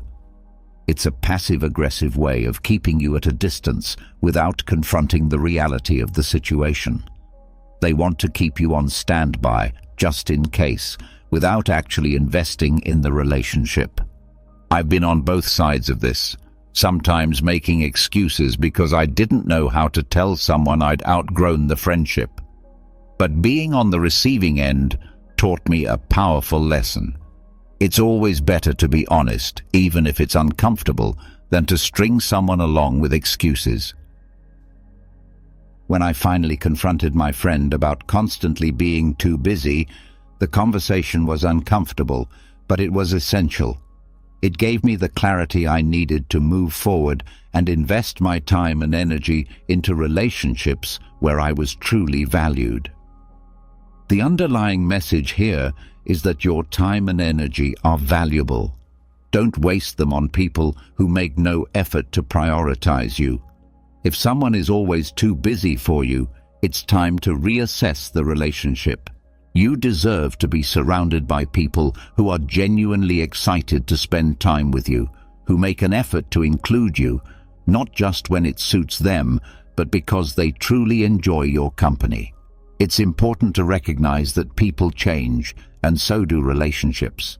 Sometimes we hold on to people out of habit, nostalgia, or the fear of being alone, even when they have clearly moved on. But there's strength in letting go and acknowledging that you deserve more than someone's leftover time. It's not about being demanding or needy. It's about valuing yourself enough to walk away from those who don't value you. 5. They avoid physical contact like the plague. Let's address the elephant in the room, physical contact, or rather, the lack of it. We're not just talking about romantic relationships here. Physical contact is a fundamental human interaction, a way of connecting and building trust. So, what does it mean when someone goes out of their way to avoid even the simplest touch? The answer isn't pleasant. They are sending a clear signal that they are uncomfortable around you, and it's important to pay attention. I once had a colleague who would recoil whenever I tried to initiate a handshake or offer a friendly pat on the back. Initially, I thought I was imagining things, but I soon realized it wasn't just me. They were warm and tactile with everyone else, but with me, it felt like I had the plague. Eventually, I came to realize that their avoidance of physical contact wasn't just a quirk, it was a deliberate effort to keep a distance. Here's the uncomfortable truth. Physical contact is an essential part of human connection. When someone consistently avoids it, they are communicating a lack of comfort or connection. Sure, some people aren't touchy-feely, and that's fine. But when it's selective, when they're happy to hug others but stiffen up around you, it's a red flag that something isn't right. They may not explicitly dislike you, but their body language says otherwise. We've all been there, both on the giving and receiving end. Maybe you've avoided a handshake or pulled back when someone got too close because you weren't feeling the vibe. Or maybe you've been left wondering why someone always seems to flinch when you're around. It's awkward, uncomfortable, and often a sign that the relationship isn't as strong as you thought. But here's the deeper truth. Physical contact is how we express trust, warmth, and empathy.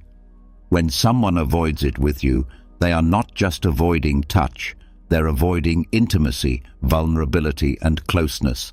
They are keeping you at arm's length, both literally and figuratively. This is a clear indication that something is off in the relationship. I've learned to pay attention to these subtle signs, even when it's difficult to accept what they mean.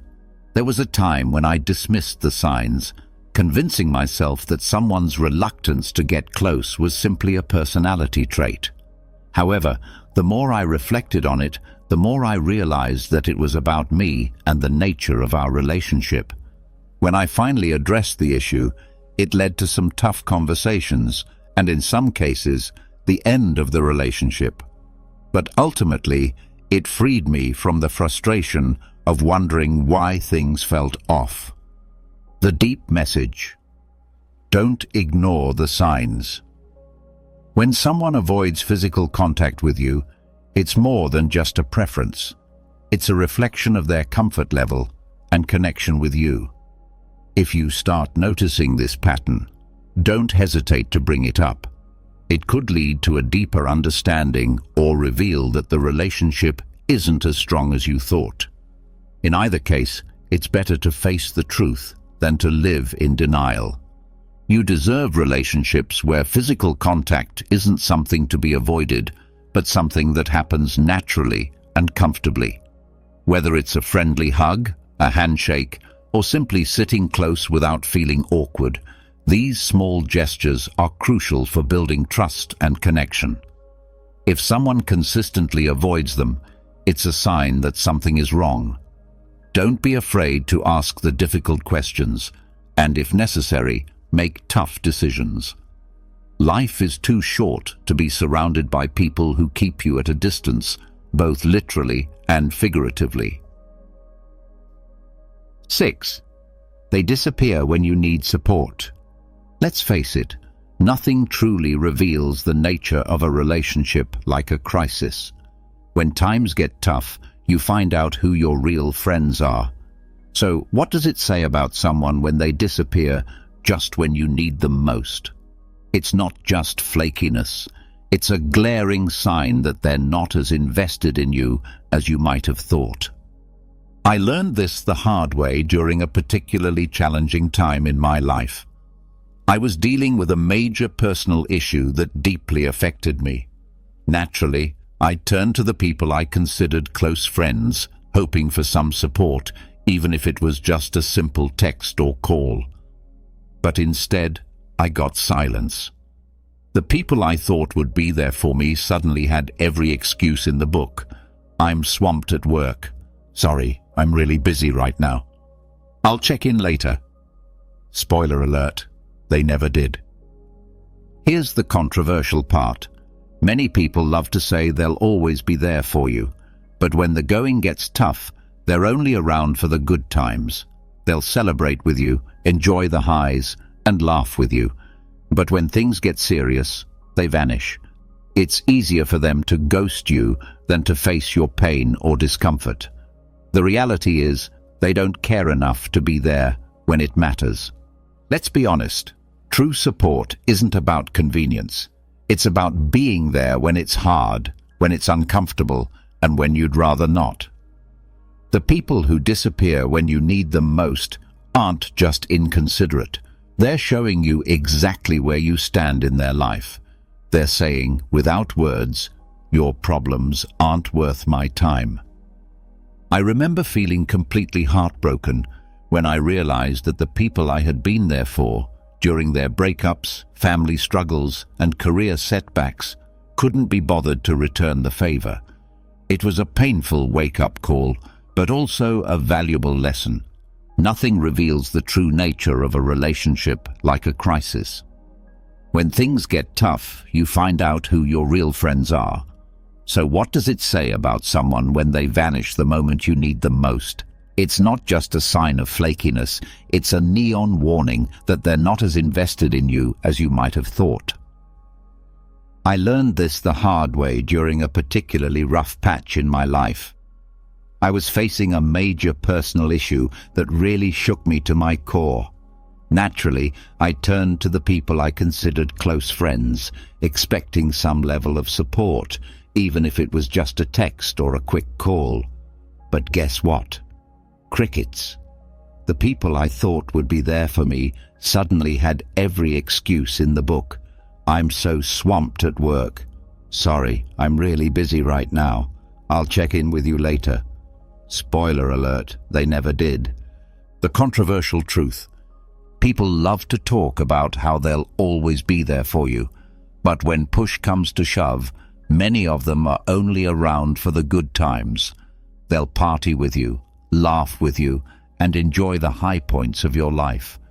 But the minute things get real, they're nowhere to be found. It's easier for them to ghost you than to deal with your pain or discomfort. Deep down, they don't care enough to be there when it counts. True support isn't about convenience. It's about being there when it's hard, when it's uncomfortable, and when it's the last thing you want to do. The people who disappear when you need them most aren't just being inconsiderate. They're showing you exactly where you stand in their life. They're saying, without words, your problems aren't worth my time. My wake-up call. I remember feeling absolutely gutted when I realized that the people I'd been there for in the past, during their breakups, family dramas, and career setbacks, couldn't be bothered to return the favor. It was a wake-up call, and not a pleasant one, but it was also a lesson I needed to learn. Not everyone who smiles in your face is truly in your corner. The deep message: support is the foundation of any meaningful relationship. It's easy to be around when everything's going well, but the real test of a relationship is how people respond when things fall apart. If someone disappears the moment you need them, they're not just failing you, they're showing you that they were never really there in the first place. Don't let their absence make you bitter. Let it make you better. Use it as a filter to sift out the people who don't deserve a place in your life. The ones who stick around, check in and show up, even when it's inconvenient, those are the people who truly matter. These are the relationships you should nurture and cherish. Life is too short to invest in fair-weather friends. Surround yourself with people who will stand by you in the storm, not just bask in the sunshine. When you find those rare individuals who stick around when the chips are down, you've found something worth holding on to. And as for those who disappear, let them go. They've already shown you their true colors. 7. They gossip about you behind your back. Gossip is the social poison that spreads faster than wildfire and can burn down relationships in an instant.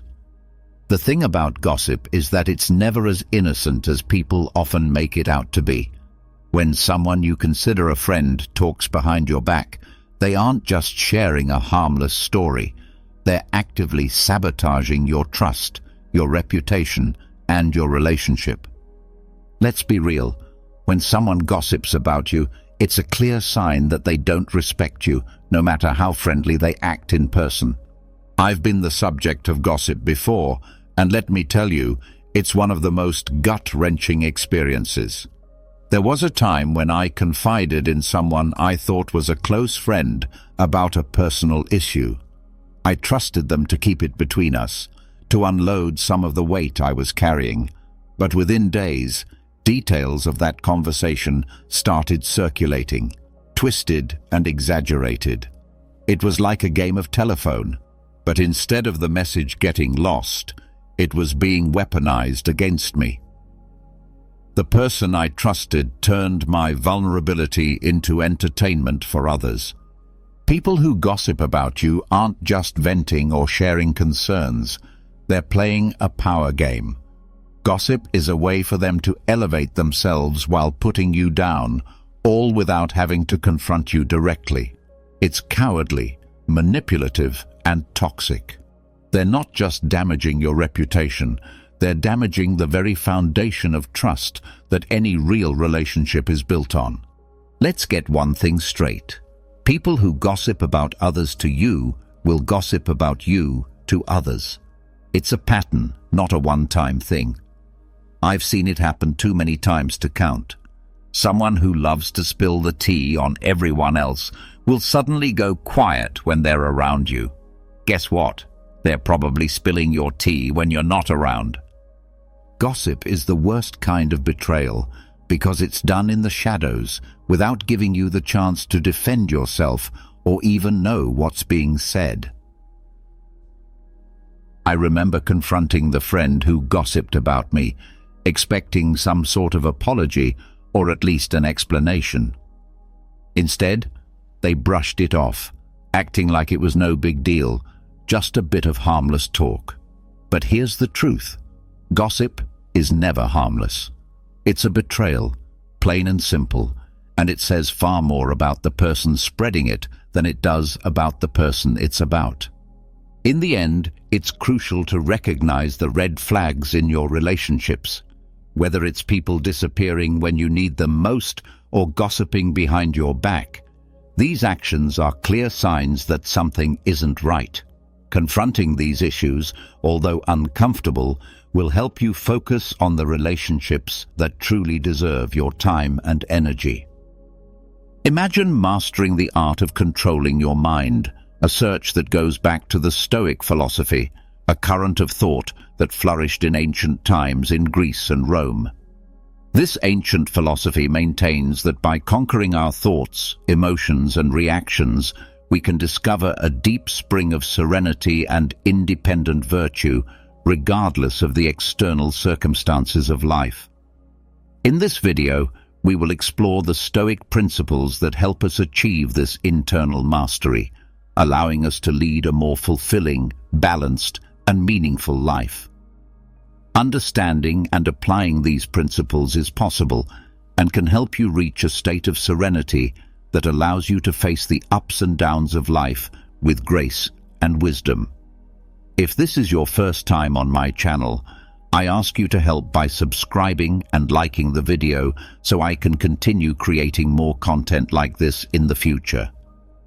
The first Stoic principle is the search for inner peace, independent of the circumstances. The Stoics believe that true happiness and tranquility should not depend on external circumstances. Instead, they seek to find peace interior, regardless of the fluctuations of the outside world. This means that no matter what happens around us, we can maintain composure and the virtue of acceptance. Impermanence. The search for tranquility requires acceptance of impermanence. Stoics understand that everything in life is transitory, and clinging to things or inevitably ephemeral situations will lead to suffering. By embracing impermanence, they find a peace that is not shaken by changes. Equanimity in the face of adversity. One of the highlights of the search for tranquility is the ability to face adversity with equanimity. The Stoics see difficulties as opportunities for growth, development, resistance, and strengthening the mind's detachment. Disturbing emotions. Tranquility. Interior is achieved through detachment from disturbing emotions such as anger, fear, and despair.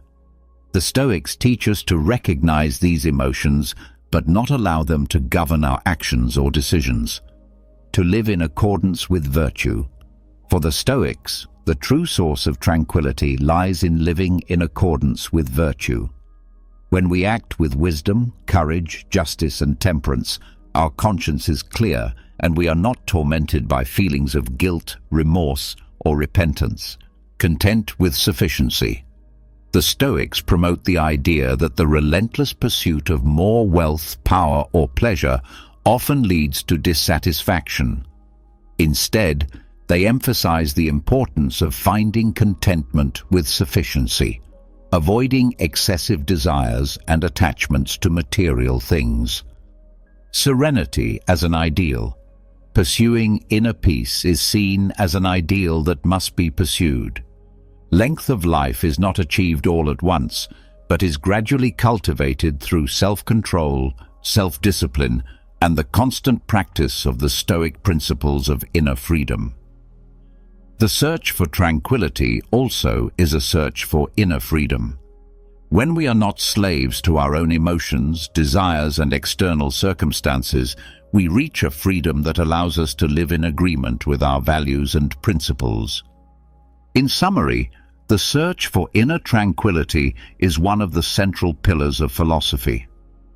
Stoicism involves independence from external circumstances, acceptance of impermanence, detachment from disturbing emotions, and a constant search for virtue. This search leads to a more serene, ethical, and meaningful life, where inner peace is not found in external things, but within ourselves.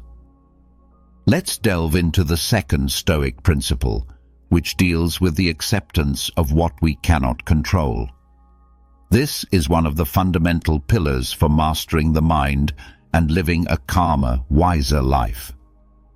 The second Stoic principle is the acceptance of what we cannot control.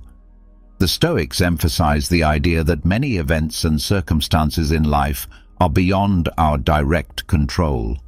This includes the actions of other people, natural events, the past, and even the future. The key to Stoic serenity is embracing completely this reality and directing our efforts towards what we can control, mainly our own mind and actions. Understanding the Stoic span of control encourages us to create a clear distinction between the scope of control, that is to say, what is within our jurisdiction, and the external scope, that is to say, what is beyond our control. This helps to avoid unnecessary frustrations by recognizing that we cannot change certain things, like the behavior of others or past events. Detachment from unrealistic expectations. We often suffer because of unrealistic expectations. The Stoics advise letting go of excessive expectations and accepting reality as it is. This does not mean that we should be indifferent, but we must maintain our expectations aligned with what is possible and reasonable. Serene confrontation of adversity. By accepting that adversity is part of life, the Stoics develop resilience and courage to face challenges with serenity. Instead of rebelling against difficulties, we can see them as opportunities to grow and learn. Focus on reaction, not action. Although we cannot control external events, we can control how we, as Stoics, react to them. They emphasize that our ability to choose our responses is one of the greatest gifts of life. Therefore, we must concentrate our efforts on cultivating virtuous responses such as patience, compassion, and wisdom. Detachment from the past and the future. Constantly worrying about the past and the future can prevent us from living fully in the present. The Stoics remind us that the past cannot be changed and the future is uncertain. It is therefore wise to focus our attention on the here and now, where we can really make a difference. Acceptance of what we cannot control, combined with the constant search for virtue and self-transformation, is one of the paths towards inner peace and wisdom. Stoicism enables us to face the uncertainties and challenges of life in a more balanced and resilient way, allowing us to live in accordance with the Stoic principles of a virtuous life. The third Stoic principle is the practice of virtue as good supreme. The Stoics identified 4 cardinal virtues that serve as pillars for living virtuously. These virtues are wisdom, Sophia, courage, Andrea, justice, dikaiosina, and temperance, Sophrosina. Each one of them plays an important role in the search for the good life. Wisdom, Sophia. Wisdom is the search for knowledge and understanding of the nature of the world and human nature. This implies the search for truth, self-awareness, and the ability to discern what is truly valuable in life. Courage.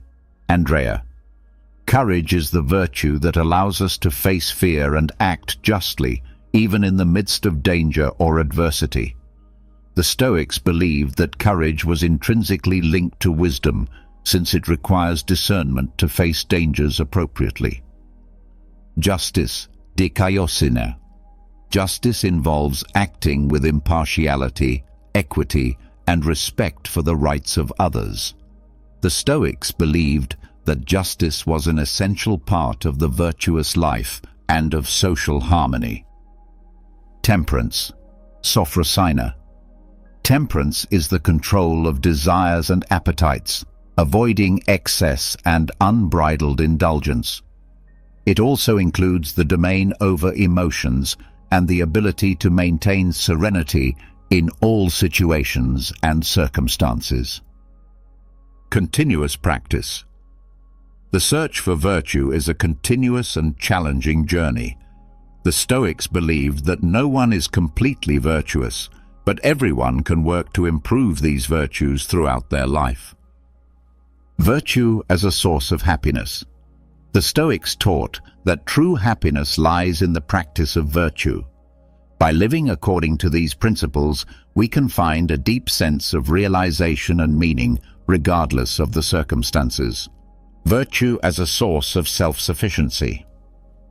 The practice of virtue also leads to emotional and spiritual self-sufficiency. This means that we do not depend on external things like wealth, status, or approval to find joy and satisfaction. Self-control and self-transformation. The search for virtue requires self-control and self-transformation. It involves recognizing and learning from our imperfections and mistakes and working constantly to be better human beings in search of a meaningful life. The practice of virtue is significant as a path to a meaningful life. It enables us to make ethical decisions, live in harmony with others, and contribute to the common good. In short, the practice of virtue as the good supreme is at the heart of Stoic philosophy.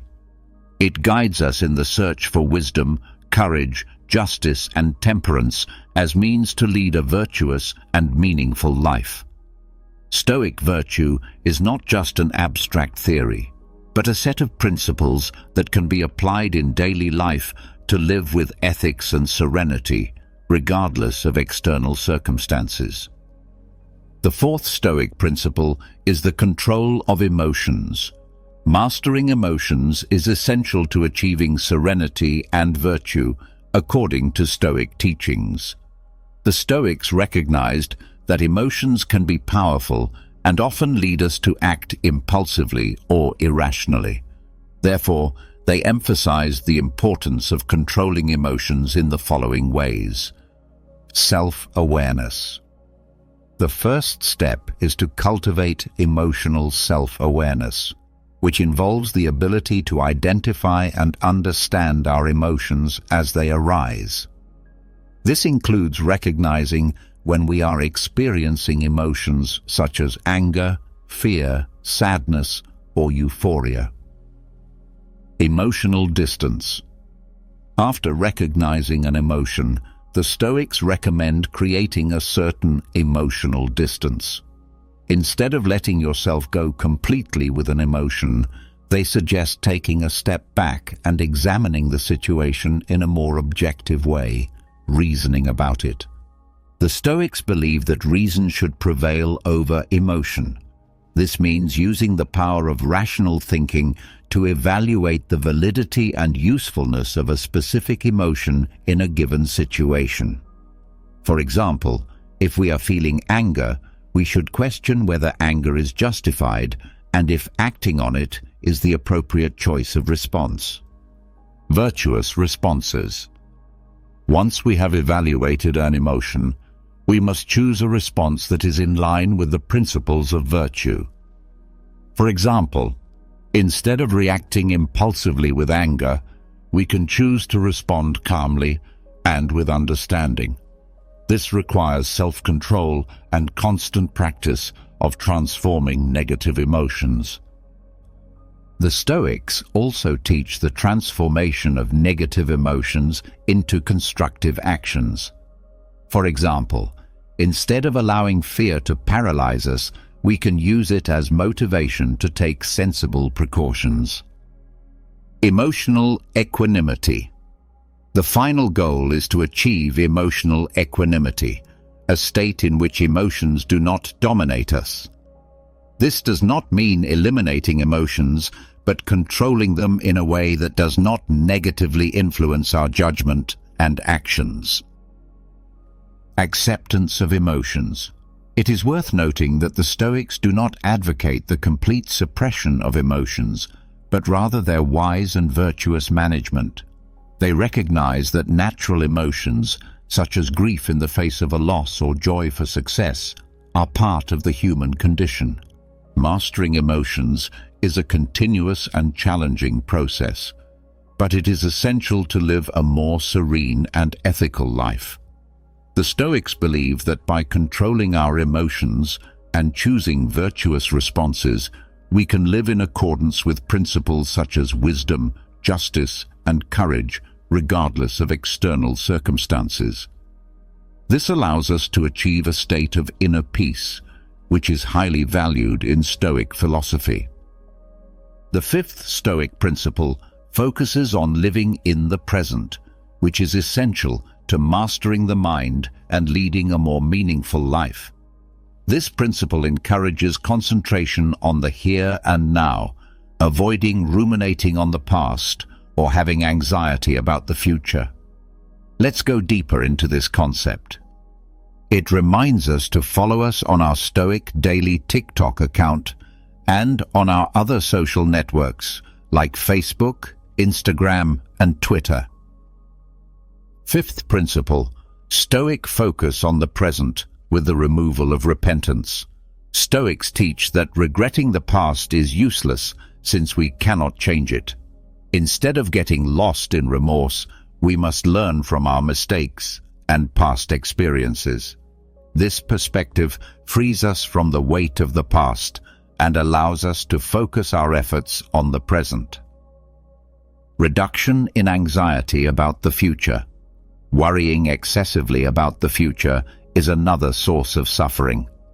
The Stoics believe that, although it is wise to plan and prepare, we must recognize the inherent uncertainty of life and not allow anxiety about the future to dominate our thoughts and actions. Appreciation of the present moment. The present is the only moment that we really have.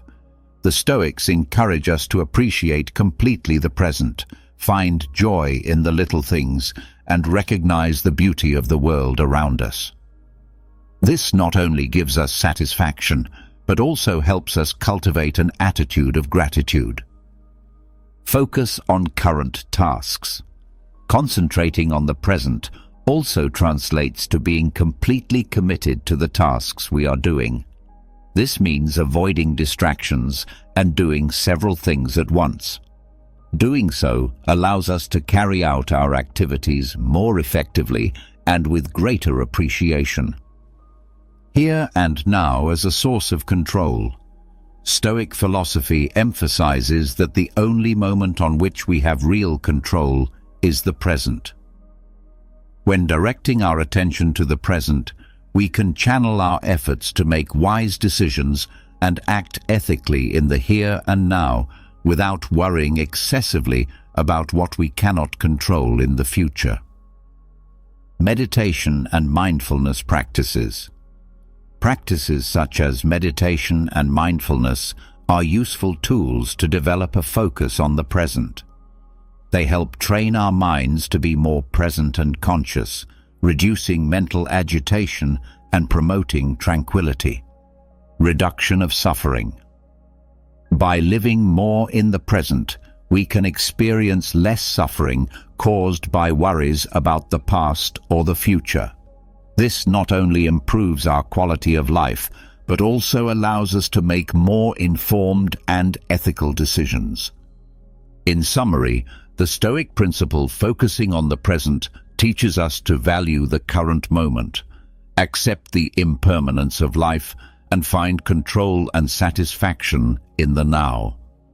This does not mean ignoring the past or neglecting planning for the future, but rather living fully and with meaning in the present, the only real moment over which we have control. This contributes to a calm mind and a more significant life. Now, let's go into the sixth Stoic principle. This principle challenges our relationship with the world exterior and sensory experiences, encouraging us to find a state of equanimity with respect to these experiences. Sixth Stoic principle: practice of indifference towards others. Pleasures and pains. The Stoics argue that the frantic search for pleasures and the fear of pain are significant sources of human suffering. To achieve serenity and virtue, it is essential to adopt an attitude of healthy indifference towards these experiences. Prudence in pleasure. Stoics do not advocate total renunciation of pleasures, but rather moderation and prudence. They remind us that the relentless pursuit of pleasure often leads to harmful excesses, while searching for moderation helps us avoid suffering that results from excessive indulgence. Detachment from pain. Similarly, the Stoics encourage us to develop courage and resilience to face pains and adversities in a calm and brave manner. Instead of fearing them, we can see them as opportunities to grow and strengthen our minds. Principle of indifference. Stoic philosophy embraces the principle of indifference towards many things external, which means that things like wealth, social status, or material success are indifferent to our virtue and happiness. This does not mean that we should not enjoy the good things of life, but we should not deposit our happiness exclusively in them, since they are outside our control. Emotional detachment. The Stoics seek to develop a healthy detachment in emotional response to external circumstances. This means that we should not let ourselves be dominated by our emotions in response to gains or losses. Instead, we must cultivate an inner peace that remains constant regardless of external changes. Focus on virtue. According to the Stoics, the true source of contentment and happiness lies in the pursuit and practice of virtue. By prioritizing wisdom, courage, justice, and temperance in our lives, we find a kind of pleasure more lasting and significant than the one offered by the ephemeral pleasures of the senses. Self-control practice. The indifference to pleasures and pain requires a high level of self-control. This implies not being slaves to our desires and not being dominated by fear of pain. When developing this self-discipline, we can make more rational and ethical decisions. In summary, the practice of indifference towards pleasures and pains is an essential part of Stoic philosophy that teaches us to find a healthy balance with sensory experiences and external events. This allows us to avoid excesses that often lead to suffering and find a deeper source of contentment in the search for virtue and self-transformation, helping us live a longer, more balanced and serene life. Now, let's explore the seventh and final Stoic principle: self-knowledge. Self-knowledge is the cornerstone of Stoic philosophy and many other philosophical and spiritual traditions. For the Stoics, understanding oneself is the essential starting point for mastering the mind and therefore life. Seventh Stoic principle: self-knowledge. Constant examination of oneself. Even the Stoics encourage us to engage in honest assessment and continuous self-reflection. This implies observing our own thoughts, emotions, and actions objectively and impartially, like looking in a mental mirror, and recognizing our virtues, defects, and tendencies.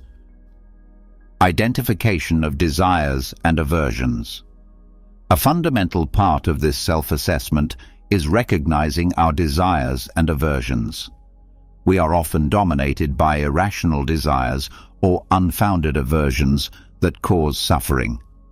By identifying them, we can begin to question their validity and work to control them. Reflection about our values. The Stoics tell us to reflect on our values and principles, what is really important for us, and what we are looking for in life. This type of reflection helps to align our actions with our values, promoting more significant self-acceptance and constructive self-criticism. Self-knowledge also involves the ability to accept ourselves as we are, with all our imperfections. However, this does not mean complacency, but rather recognizing the areas where we can improve and grow. Avoid self-deception. The Stoics warn us against self-deception, which is the tendency to justify our actions and rationalize harmful behaviors. Through self-knowledge, we can detect when we fall into this type of trap.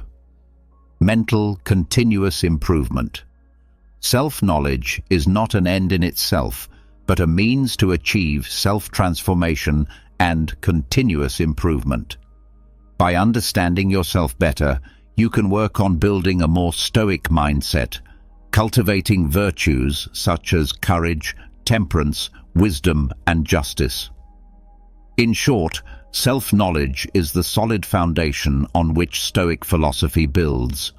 It helps us discern what is in our control and what is not, recognize our desires and aversions, and shape our minds according to virtuous principles. It is the journey of self-discovery that empowers us to not be prisoners of our own emotions and thoughts, making us more resilient and wise in the face of life's challenges. As we explore the principles of Stoic philosophy, we find a map to master our mind and consequently our lives.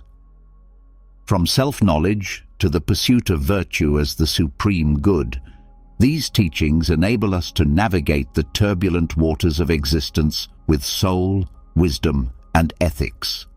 Stoic philosophy teaches us that true wealth lies in peace, inner self-transformation, and the constant search for virtue in a world that often presents us with challenges and uncertainties. Stoic philosophy offers a guiding light toward a more balanced and meaningful life. It is a philosophy that reminds us that despite external circumstances, we have the power to shape our minds and our actions. We're about to explore 7 habits that completely transformed my life in just 1 week. Yes, you read that correctly. 1 week. I know it sounds almost unbelievable, but trust me, these aren't the typical tips you hear all the time. These are real, honest habits that I personally incorporated into my daily routine. I experienced the struggles, the breakthroughs, and the growth, and the change I underwent was nothing short of amazing. I'm excited to share these with you because they've made such a profound difference in my life, and I believe they can do the same for you. Whether you're aiming to boost your productivity, improve your mental health, or make a positive change in your daily life, these habits can help you get there. So grab a cup of coffee, get comfortable, and let's dive in. Stick with me until the end, because these habits aren't just theoretical. They're practical steps that you can begin implementing today. I'll also share personal stories and insights from my own journey, giving you a candid look at how these habits worked for me.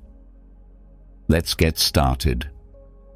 The first habit that truly changed my life was waking up early. Let's be real, I was never a morning person. My bed was my sanctuary, and I used to hit the snooze button far too many times.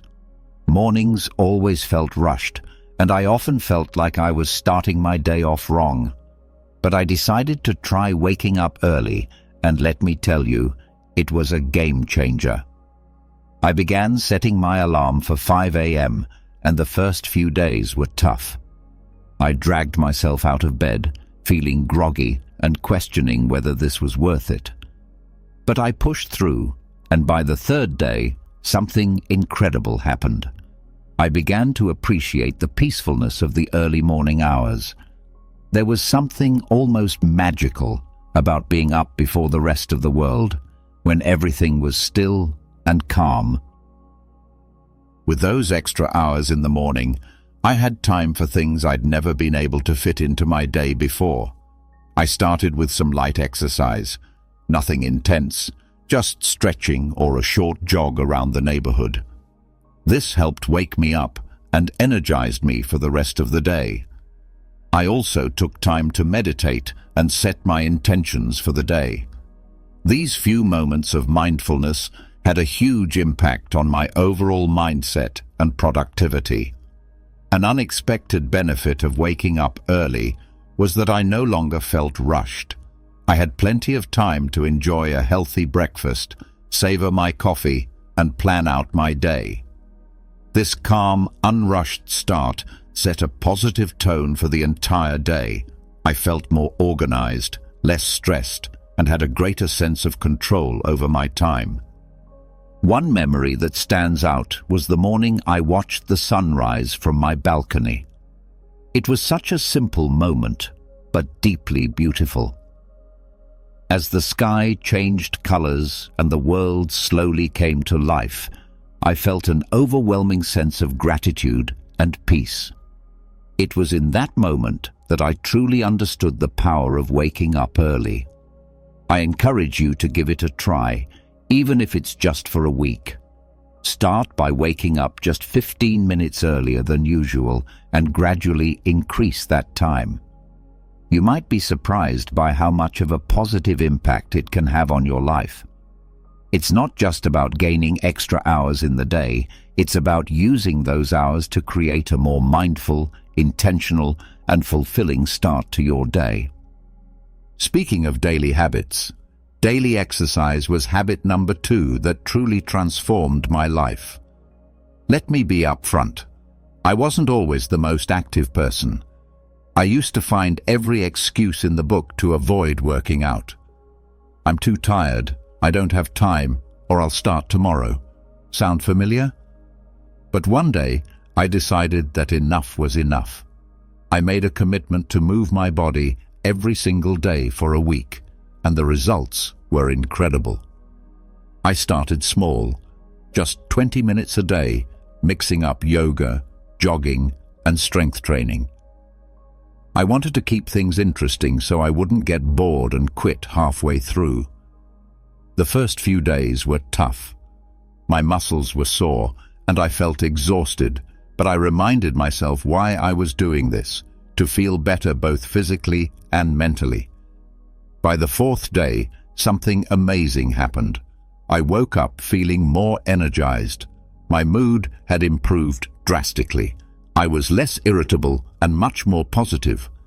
I realized that those 20 minutes of exercise weren't just about burning calories or building muscle.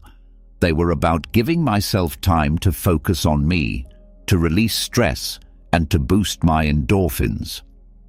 One morning, I remember lacing up my sneakers for a jog.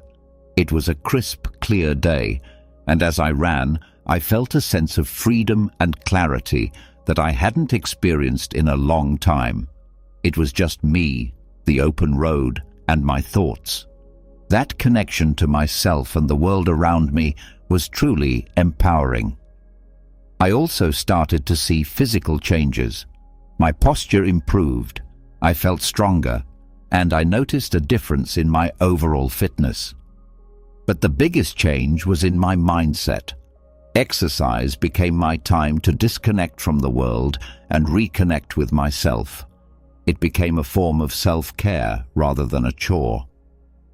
Another personal highlight was trying yoga for the first time. At first, I was hesitant, thinking I wasn't flexible enough or that it wouldn't be a real workout. But after a few sessions, I fell in love with it. Yoga taught me to be present, to breathe deeply, and to listen to my body. It was a transformative experience that went beyond just physical benefits. Incorporating daily exercise into my routine made me realize that taking care of my body directly impacted my mental health and overall happiness. It's not about being perfect or pushing yourself to extremes. It's about finding a form of movement that you enjoy and making it a regular part of your life. So if you're like I was, struggling to get started, my advice is to begin small. Find something you enjoy, whether it's dancing, hiking, or just going for a brisk walk. Commit to just a few minutes a day and gradually build up from there. Trust me, the benefits you'll experience will be well worth the effort. Exercise is a habit that can transform not just your body, but your entire outlook on life. Habit number 3 is journaling. Now, I used to think journaling was just for people who had loads of free time or were naturally introspective. I was skeptical. I mean, who has time to sit down and write about their day when there's so much going on? But after just 1 week of consistent journaling, my perspective completely shifted, and it became a cornerstone of my personal growth journey. I started simple. Every night before bed, I dedicated just 10 minutes to journaling. I bought a plain notebook and a pen that felt comfortable in my hand. No fancy apps, no pressure to make it look pretty, just me and my thoughts. The first night I sat down to write, I didn't know where to begin. But as I kept writing, I found that I was not only reflecting on my day, but also gaining insights into myself, my thoughts, and my emotions. It became an important practice that helped me process my day, focus on gratitude, and set intentions for the future. The first night, I stared at the blank page, unsure of what to write. But then, I began with something basic: how my day went, what made me happy, and what I struggled with. As the days passed, I began to dive deeper. I wrote about my goals, my fears, my dreams, and even my insecurities. It felt like having a conversation with myself, and that's when the magic happened. I started to notice patterns in my thoughts and behaviors. I realized that some of the things I worried about were completely out of my control, while others were areas where I could take actionable steps. One night, I wrote about a particularly stressful day at work. By putting my thoughts on paper, I was able to process my emotions better. I wrote about what specifically stressed me out, how it made me feel, and what I could do differently next time. This simple act of reflection helped me gain clarity and feel more in control of my emotions. Another powerful aspect of journaling was tracking my progress. I noted down small victories and milestones, no matter how minor they seemed. Looking back at these entries filled me with a sense of accomplishment and motivated me to keep pushing forward. For example, I wrote about a presentation I was nervous about and how I prepared for it.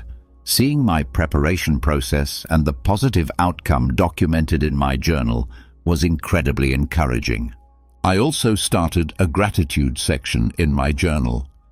Every day, I wrote down 3 things I was grateful for. This practice shifted my focus from what was lacking in my life to appreciating what I already had. It was a simple yet profound shift that brought more positivity into my daily life. One particularly memorable entry was about a random act of kindness I experienced. A stranger helped me when I was struggling with my grocery bags. Writing about this act of kindness not only made me feel grateful, but also inspired me to pay it forward. Through journaling, I discovered a lot about myself, my desires, my fears, my strengths, and my weaknesses. It became a form of therapy, a way to untangle the complex web of thoughts and emotions that we all carry around. It provided a safe space where I could be completely honest with myself without fear of judgment. If you've never tried journaling, I highly encourage you to start. Don't worry about writing perfectly or having profound thoughts. Just write whatever comes to mind. It could be a stream of consciousness, a recap of your day, or reflections on a specific event. Give yourself the freedom to express whatever you're feeling. You might be surprised at how much clarity and peace it brings into your life. Remember, it's not about what you write, it's about the process of writing itself. Next up, mindful eating. This was a big one for me because, like many people, I used to eat on the go, barely paying attention to what or how much I was consuming. My meals were often rushed and distracted, eaten while scrolling through my phone or working on my laptop. I didn't realize how much this was affecting my overall well-being until I decided to give mindful eating a try for 1 week. Mindful eating is all about paying full attention to the experience of eating and drinking, both inside and outside the body. It's about savoring each bite, noticing the flavors, textures, and even the sounds of your food. So, I made a commitment to eat all my meals mindfully. I started by setting the scene for my meals. I cleared my dining table, set a nice place for myself, and removed any distractions. No phone, no TV, no laptop. At first, it felt a bit strange to sit quietly with my meal, but it quickly became a calming ritual. I began each meal with a few deep breaths to center myself and bring my focus to the present moment. One of the first things I noticed was how much more I enjoyed my food. I took the time to really taste and appreciate each bite. Foods I had eaten hundreds of times before suddenly had new, delightful flavors and textures that I had never really noticed. For example, the crunch of fresh vegetables and the sweetness of ripe fruit became much more pronounced. It was like experiencing food in high definition. Another major change was how much more satisfied I felt after meals. By eating slowly and mindfully, I gave my body time to signal when it was full. This was a big shift for me, as I used to eat quickly and often ended up overeating. By paying attention to my hunger and fullness cues, I found that I naturally ate less and felt more satisfied. One memorable experience was with a simple bowl of oatmeal. Normally, I would wolf it down without a second thought, but this time I took it slow, savoring the creamy texture and the subtle sweetness of the honey I drizzled on top. It became a moment of gratitude and mindfulness that set a positive tone for the rest of my day. I also started to notice how different foods made me feel. Heavier processed foods left me feeling sluggish and bloated, while fresh whole foods made me feel energized and light. This awareness led me to make healthier choices naturally, without feeling deprived or restricted. Another aspect of mindful eating is being aware of the emotional connections we have with food. I started to recognize when I was eating out of boredom, stress, or emotional comfort, rather than true hunger. This awareness was powerful. Instead of mindlessly snacking, I could address the underlying emotion. Maybe I needed a break, some relaxation, or a chat with a friend, rather than a bag of chips.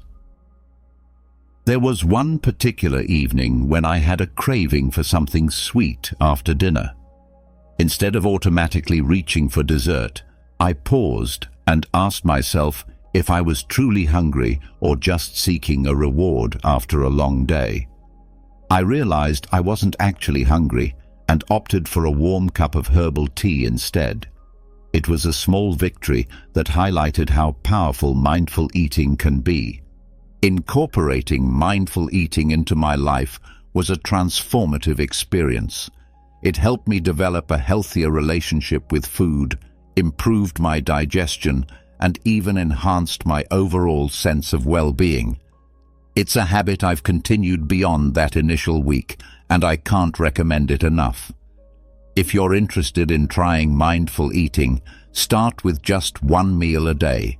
Sit down without distractions, take a few deep breaths and savor each bite. Pay attention to the flavors, textures, and how the food makes you feel. You might be surprised at how this simple practice can change your entire eating experience. It's a wonderful way to reconnect with your body and truly appreciate the nourishment that food provides. Now, habit 5, limiting screen time. This one was particularly challenging for me, and I suspect it might be for many of you as well. We live in a digital world, and it's so easy to get sucked into endless hours of scrolling through social media, binge-watching shows, or checking emails. I realized that all the screen time was taking a toll on my mental health, productivity, and even my sleep. So, I decided to set some boundaries and see what happened.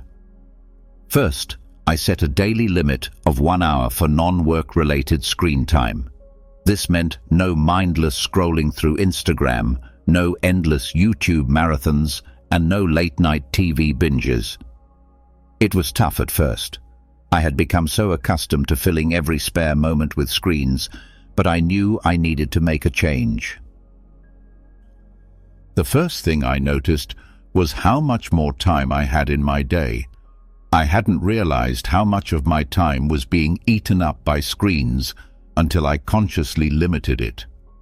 With those extra hours, I found myself rediscovering old hobbies and interests that I had neglected. I picked up a book I had been meaning to read, started doodling and drawing again, and even tried my hand at cooking new recipes. One evening, instead of watching TV after dinner, I decided to take a walk in the park. The fresh air, the sounds of nature, and the simple act of moving my body felt incredibly rejuvenating. It was a stark contrast to the usual screen-induced lethargy. That walk became a cherished part of my daily routine, something I looked forward to and enjoyed immensely. Another significant change was in my sleep quality. I used to take my phone to bed, scrolling through social media or watching videos until I felt sleepy. But this habit often left me feeling wired and restless, leading to poor sleep. By limiting screen time, especially before bed, I found it much easier to wind down and fall asleep. I started a bedtime routine that didn't involve screens, reading a physical book, meditating, or simply reflecting on my day. This change led to deeper, more restful sleep and made a huge difference in my overall energy levels. I also noticed improvements in my mental health. Without the constant barrage of news updates, social media comparisons, and digital distractions, I felt less anxious and more present. I was more focused during conversations, more attentive to the people around me, and more engaged in my daily activities. It was like a fog had lifted, allowing me to see and experience life more clearly. One particularly memorable day was when I spent an entire afternoon at a local cafe with just a notebook and a pen. I wrote down my thoughts, planned some goals, and even sketched a bit. It was such a peaceful and productive time, free from digital interruptions. I felt more connected to myself and my surroundings in a way that screens had never allowed. Of course, there were moments of temptation and slips along the way, but each time I noticed myself reaching for my phone out of habit, I gently reminded myself of the benefits I was experiencing and redirected my focus to something more fulfilling.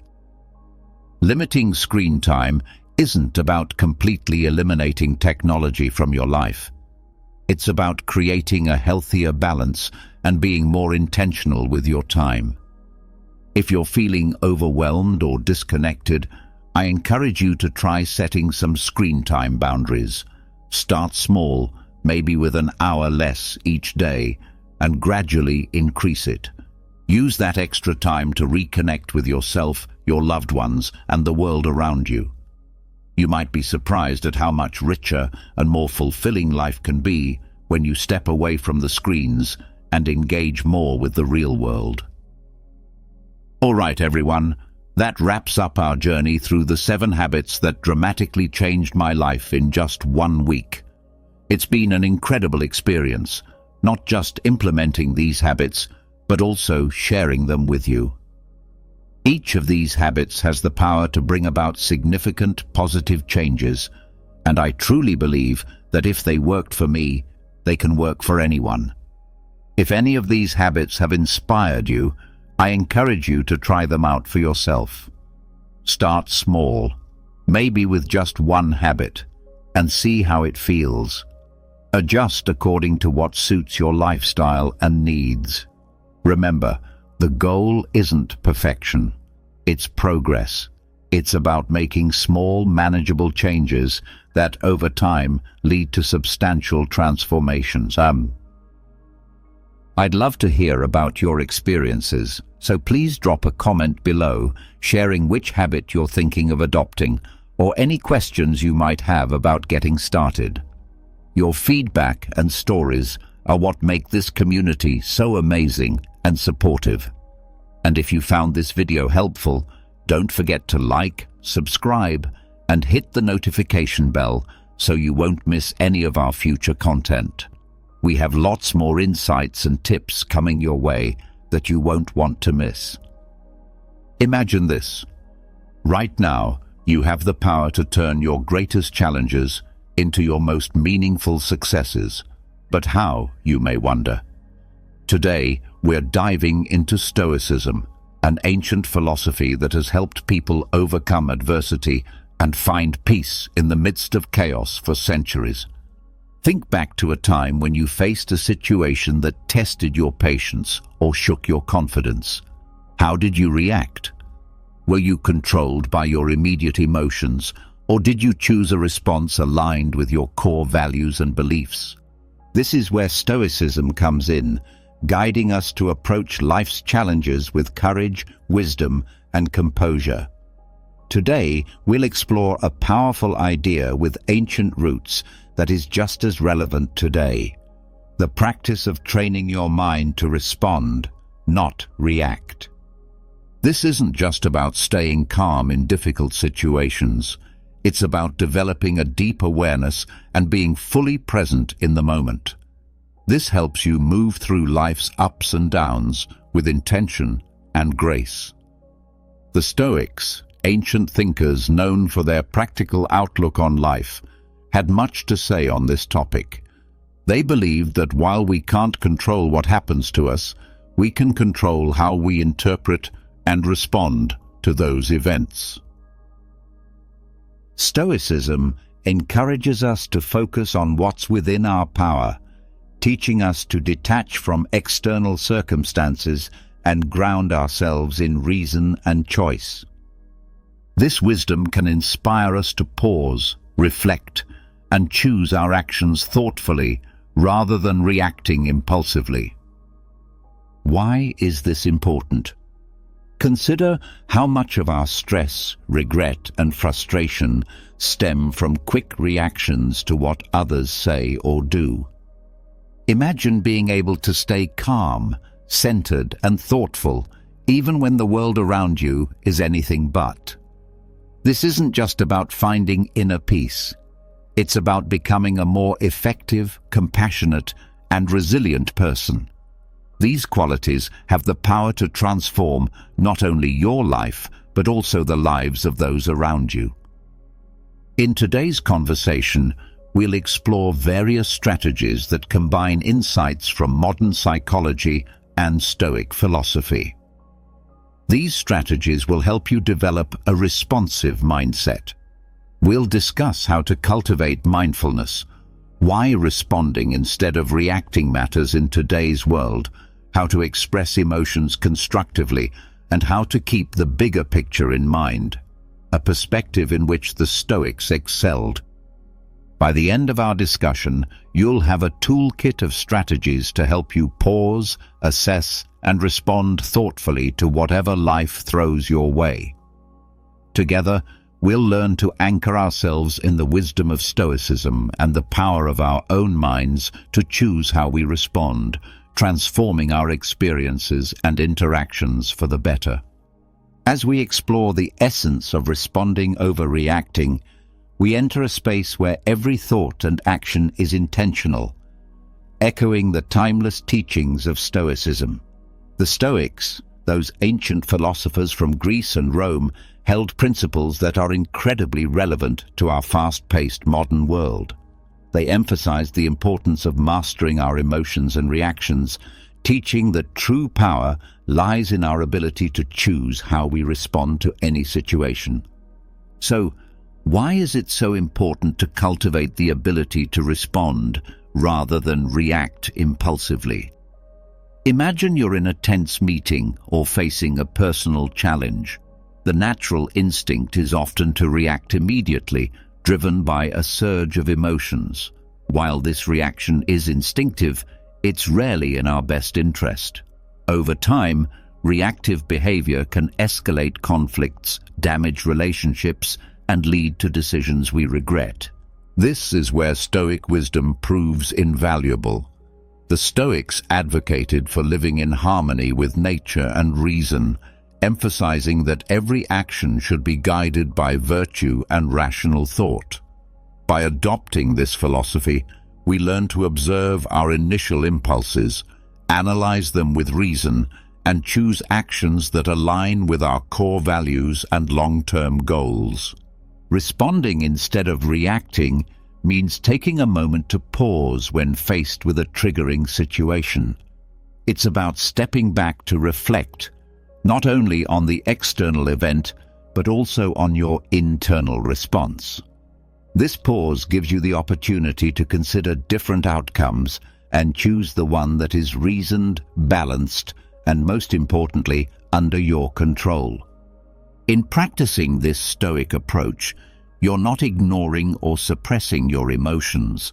Rather, you acknowledge them, understand their roots, and then decide whether and how they should influence your actions. This process empowers you to engage with the world in a way that preserves your inner peace and integrity, no matter what happens externally. However, the benefits of responding over reacting extend beyond personal peace. It also improves the quality of your relationships, strengthens your leadership, and enhances your resilience in the face of adversity. When you respond thoughtfully, you show respect, understanding, and empathy for others' perspectives, fostering more meaningful and productive interactions. Embarking on the journey to train your mind requires more than just good intentions. It demands intentional and sustained effort, much like the practices advocated by the Stoics. Their timeless wisdom offers valuable guidance for cultivating a responsive rather than reactive mindset in our modern world.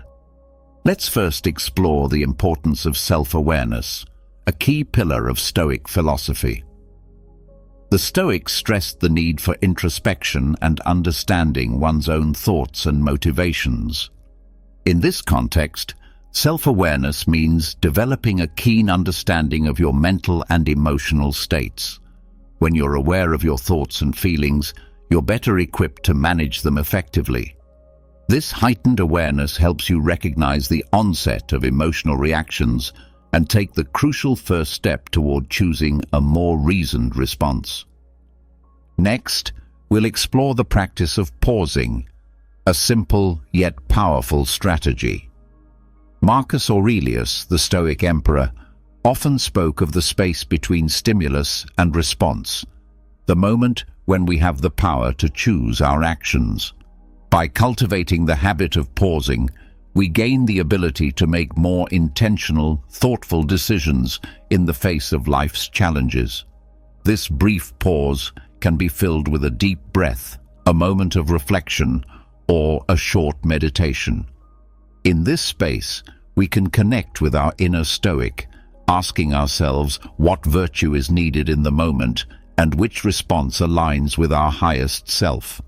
Another key strategy is reframing our perspective, a technique the Stoics used to maintain equanimity during difficult times. Reframing involves consciously choosing to view a situation from a new angle, one that reduces its emotional impact and reveals alternative ways to approach it. For example, rather than seeing a challenging work situation as a threat, you might reframe it as an opportunity for growth and resilience. By shifting our narrative, we change our emotional responses and open up new possibilities for action. The Stoics also emphasized focusing on what we can control and letting go of what we cannot. By practicing this principle, we learn to direct our energy where it matters most, responding to our thoughts and actions while accepting external events as they happen. This doesn't mean being passive or indifferent. Rather, it's about recognizing where our true power lies and acting with intention and integrity. Finally, consistent self-reflection and adjustment are essential for training the mind. The Stoics practiced daily self-examination, evaluating their actions and progress toward virtue. Similarly, we can end our day by reflecting on our responses, celebrating the moments we chose thoughtful actions, and learning from times when we fell into reactivity.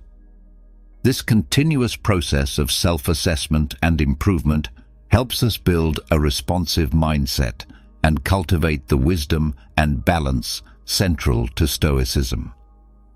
By incorporating these strategies into our daily lives, we honor the Stoic legacy while empowering ourselves to live with more purpose, calm, and effectiveness. Through consistent practice, we can reshape our minds, guiding them to respond in ways that reflect our deepest values and aspirations. At its core, mindfulness is about cultivating a deep awareness of the present moment.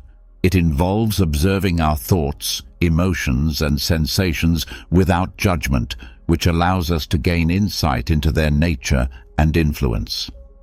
By practicing mindfulness, we align with the Stoic goal of living with awareness and intention, grounding ourselves firmly in the now. Mindfulness practices for a Stoic life.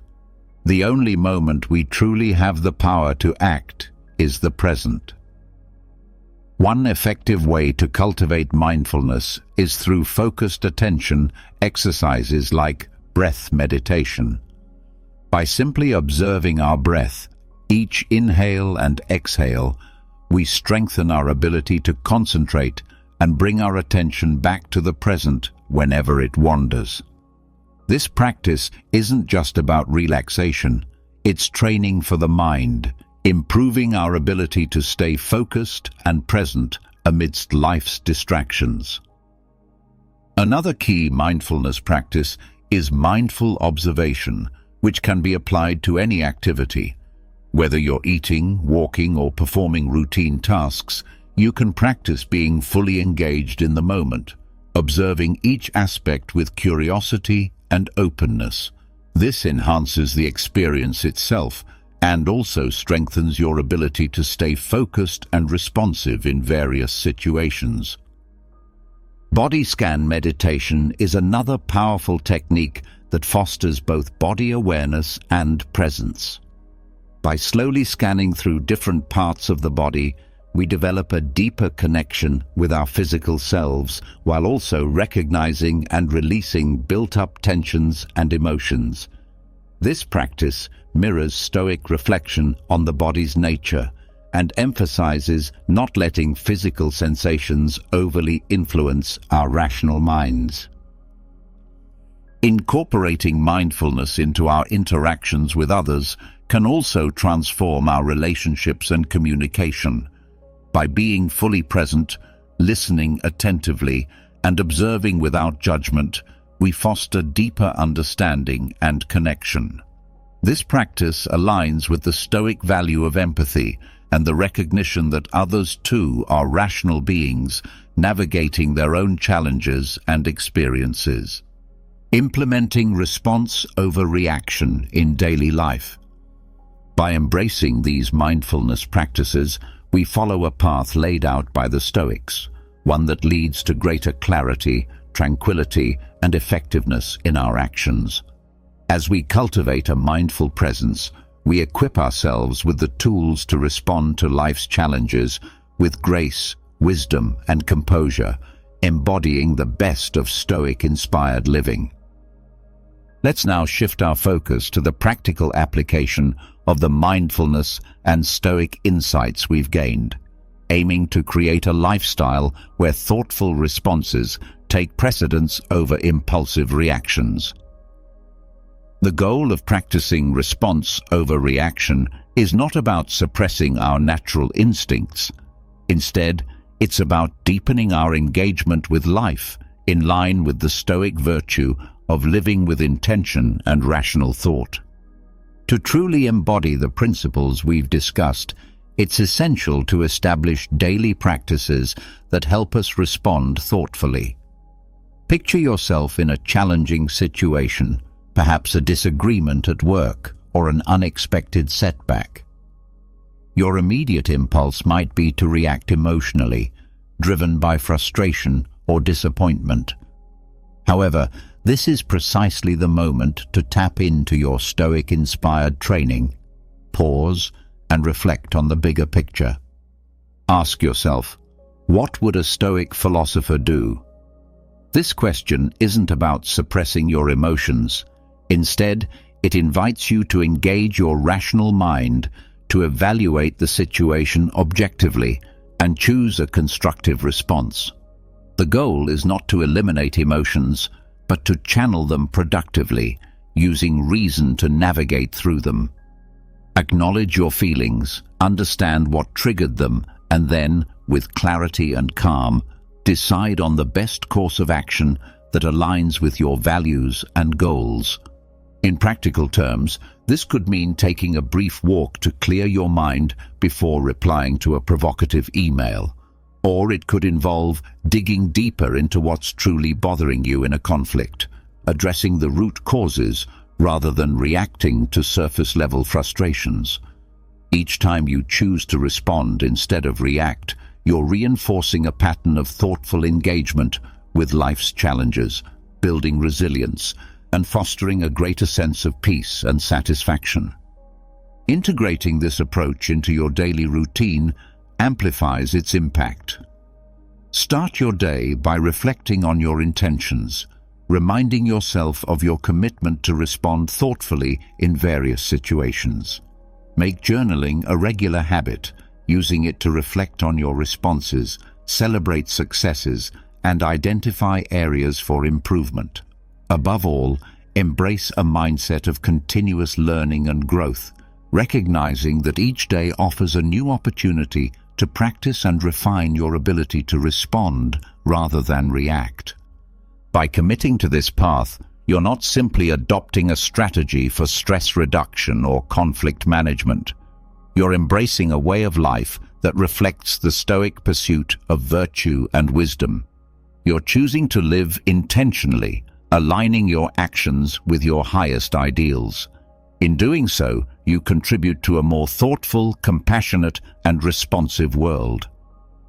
The journey from reaction to response is transformative, leading us toward a deeper engagement with both our inner selves and the external world.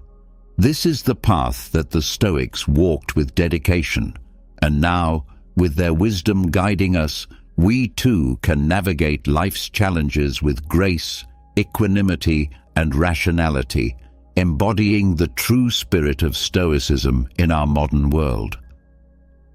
The core of our exploration is not just about managing our reactions in isolation, but about integrating a thoughtful, responsive approach into the fabric of our lives.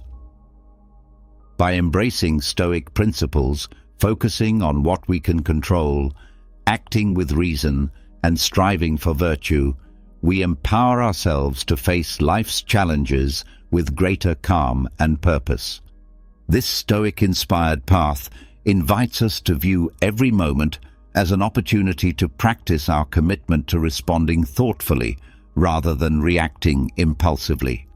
Whether we face daily frustrations, major setbacks, or significant decisions, each situation is a chance to embody Stoic virtues like wisdom, courage, justice, and temperance. By consistently choosing to respond thoughtfully, we not only enhance our own well-being, but also positively impact those around us. Remember, the journey to mastering response over reaction is ongoing, requiring continual learning and growth. Like the Stoics, we must embrace the discipline of self-reflection, regularly assessing our progress and adjusting as needed. This commitment to personal growth not only brings us closer to our ideal selves, but also resonates outward, influencing our relationships, communities, and the broader tapestry of interconnected lives. Have you ever experienced a moment of such intense anger that you felt completely out of control?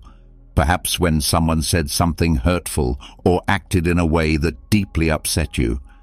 Have there been days when even a simple glance or a passing remark made it feel as though the entire world was against you? In today's rapidly moving and pressure-filled world, it's incredibly easy to become overwhelmed by negative emotions, from minor irritations to full-blown rage. But is there truly a way to remain steady in the midst of emotional chaos? Is it possible to live a life of calm and composure, untouched by the actions or words of others? Can we really protect our inner peace from external disturbances? Stoicism, an ancient yet deeply relevant school of philosophy, offers profound and enduring wisdom for this very challenge. Thinkers like Marcus Aurelius, Epictetus, and Seneca endured unimaginable hardships, yet they managed to preserve a state of inner calm by embracing the principles of Stoic thought. Today, we'll delve into 7 practical approaches designed not just to help you manage your emotions, but to truly master them, to gain unwavering control over your inner world. What I'm about to share goes far beyond theoretical musings. These are timeless lessons drawn from the depths of Stoic philosophy, carefully transformed into practical insights that you can apply immediately. So I encourage you to stay with me throughout this journey, because even embracing just one of these approaches can lead to a powerful and immediate shift in your life. Let's begin by talking about the idea of embracing willingness in life. One of the foundational principles of Stoicism that leads to deep inner tranquility is the practice of fully accepting whatever life brings our way. Now, this doesn't mean we have to enjoy every situation or agree with everything that happens. Instead, it calls us to meet each circumstance with openness and a lack of resistance. Marcus Aurelius, in his Meditations, encourages us to accept the things to which fate binds us and to love the people fate connects us with, but to do so wholeheartedly and sincerely.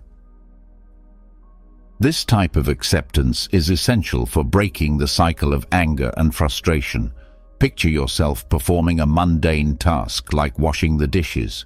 If you do it begrudgingly, each plate becomes a source of resentment. But if you engage in the task with a willing spirit and a sense of gratitude, even this simple act becomes peaceful. Epictetus, in his discourses, teaches us not to wish for events to happen as we want them to, but to want them to happen as they do. Because in doing so, life begins to flow more harmoniously. This is the essence of willingness, moving with the current of life rather than resisting it. Practically speaking, this mindset can shift how we respond to uncomfortable moments. Imagine being stuck in traffic.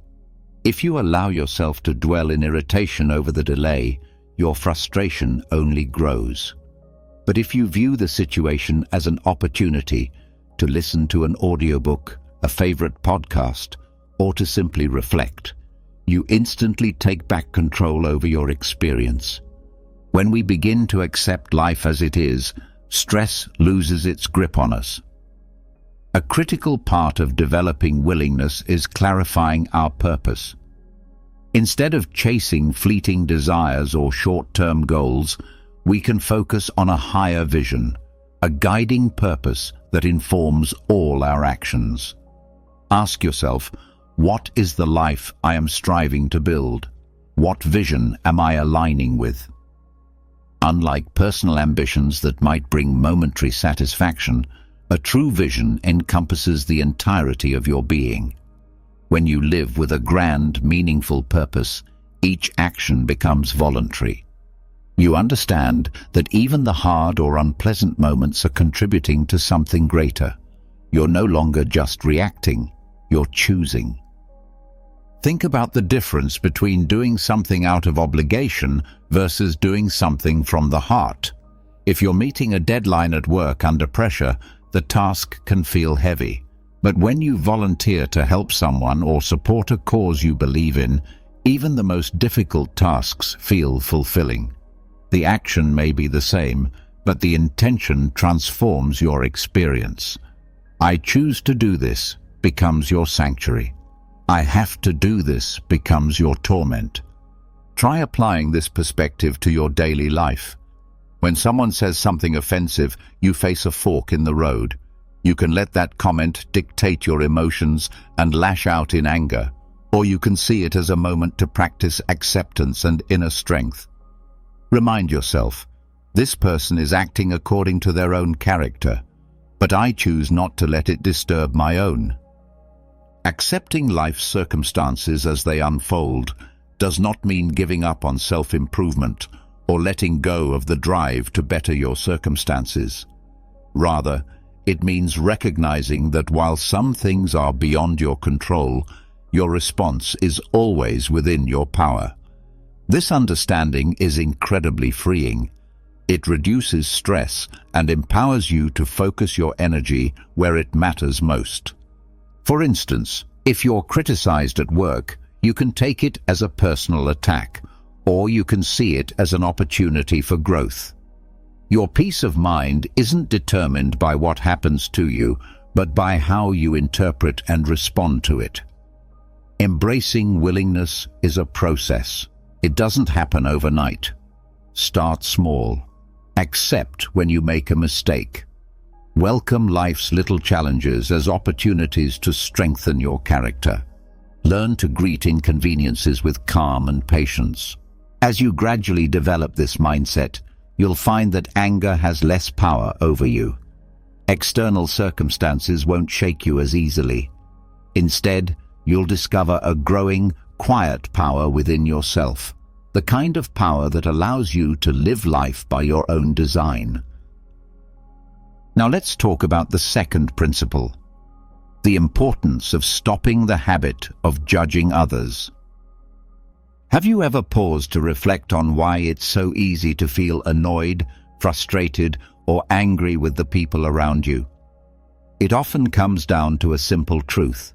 We are constantly judging others. Think about how many times a day you tell yourself that someone is rude, selfish, slow, or untrustworthy. These judgments don't just affect how we view others, they create emotional turmoil within us. From a Stoic perspective, letting go of judgment is one of the most effective ways to free ourselves from unnecessary emotional suffering. Humans naturally interpret the world through their own subjective lens. When someone acts in a way that doesn't align with our expectations, our instinct is to label them, to assign blame, fault, or flaw. Let's say someone is driving slowly in front of you. The first thought might be that they're being thoughtless or stupid. But what if they're a new driver? Or what if they're driving carefully because they have children in the car? The reality is that external events do not dictate our emotions. It's our interpretation that does. Judging others adds an unnecessary emotional burden. These judgments aren't just passing thoughts, they are seeds that grow into frustration, anger, and resentment. Take, for example, a coworker who often arrives late. If your judgment is that they're lazy or inconsiderate, your irritation will build with each passing day. But if you take a moment to consider that they might be caring for someone who's unwell or facing struggles you don't know about, your attitude softens. This shift in perspective doesn't mean you're excusing poor behavior. It means you're choosing not to let it rob you of your peace. You begin to see that judging others does more harm to you than to the person being judged. By releasing the need to label others, you unburden your mind and heart. When we stop judging, we open the door to greater compassion, not just for others, but for ourselves as well. Stoicism teaches us that we can't control other people's actions, but we can always choose how we respond. When we judge less and understand more, we create space for patience, empathy, and emotional resilience. This doesn't mean abandoning discernment or allowing others to walk over you. It means stepping back from the reflex to immediately categorize someone as good or bad based on a single action. People are complex, just like you. Everyone has struggles, insecurities, and reasons behind their behavior. Ultimately, letting go of judgment is about choosing peace over irritation. It's about freeing yourself from the emotional chains that come with trying to control or define others. When you stop judging, you stop absorbing unnecessary negativity. And in that space of neutrality, you find clarity, calm, and strength. Stay with me as we continue exploring more powerful Stoic practices that can transform not only your emotional world, but your entire life. These teachings aren't just about philosophy.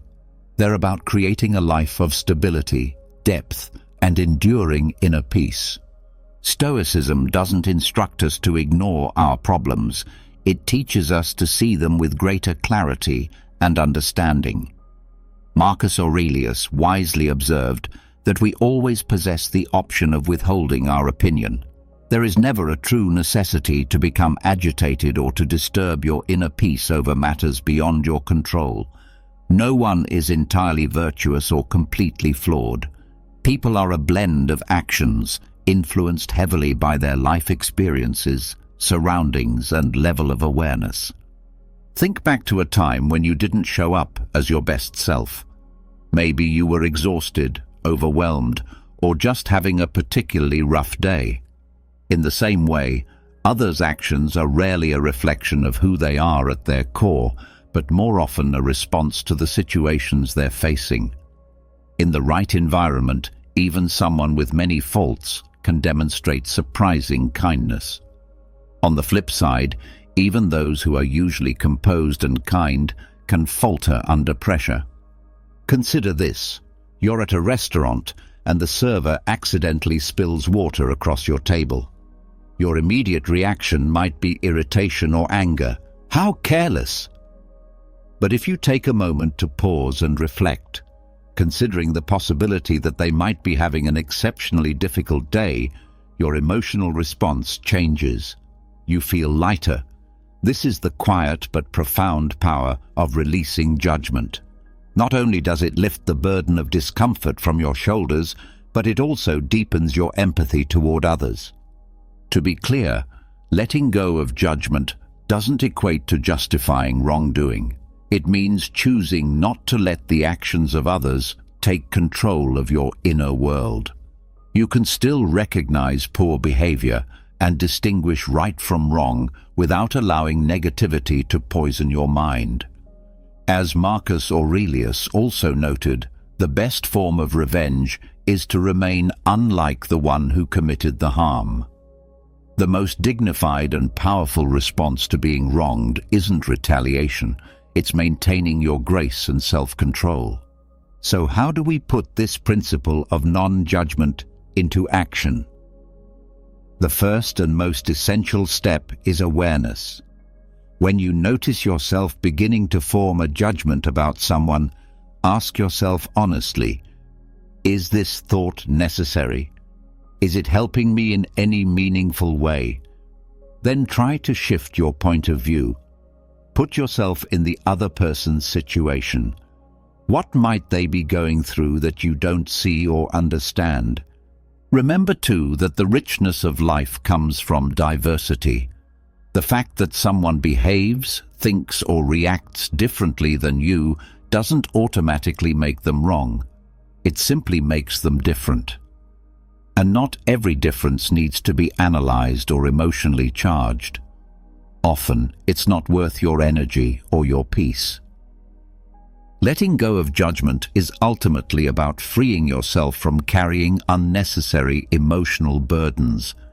It's about learning to release the weight of irritation and resentment. The next time someone gets under your skin, pause, breathe deeply, and ask yourself honestly, is this emotional reaction really worth it? You'll begin to notice that by choosing empathy and perspective over assumption and judgment, you not only become more compassionate toward others, but also extend greater kindness to yourself. In the end, ask yourself this fundamental question: do I want to cling to my anger, or do I want to live with freedom and peace? The answer lies within your control. When you release the habit of judging others, you naturally begin to loosen your grip on the desire to control. This opens your eyes to a powerful truth. Much of the tension and disappointment in life comes from our expectation that others should behave according to our preferences. But life doesn't function on our terms. People, with all their complexities and unique circumstances, act based on their own motivations, many of which we may never fully comprehend. This brings up a deeper question. Is control truly the path to peace? Or does peace arise when we let go of the need to control? This question strikes at the very heart of Stoic philosophy. Instead of expending energy trying to reshape what lies beyond our reach, we can choose to accept things as they are, and in doing so, free ourselves from much of life's unnecessary stress. You can't dictate the direction life takes, but you can always govern how you respond.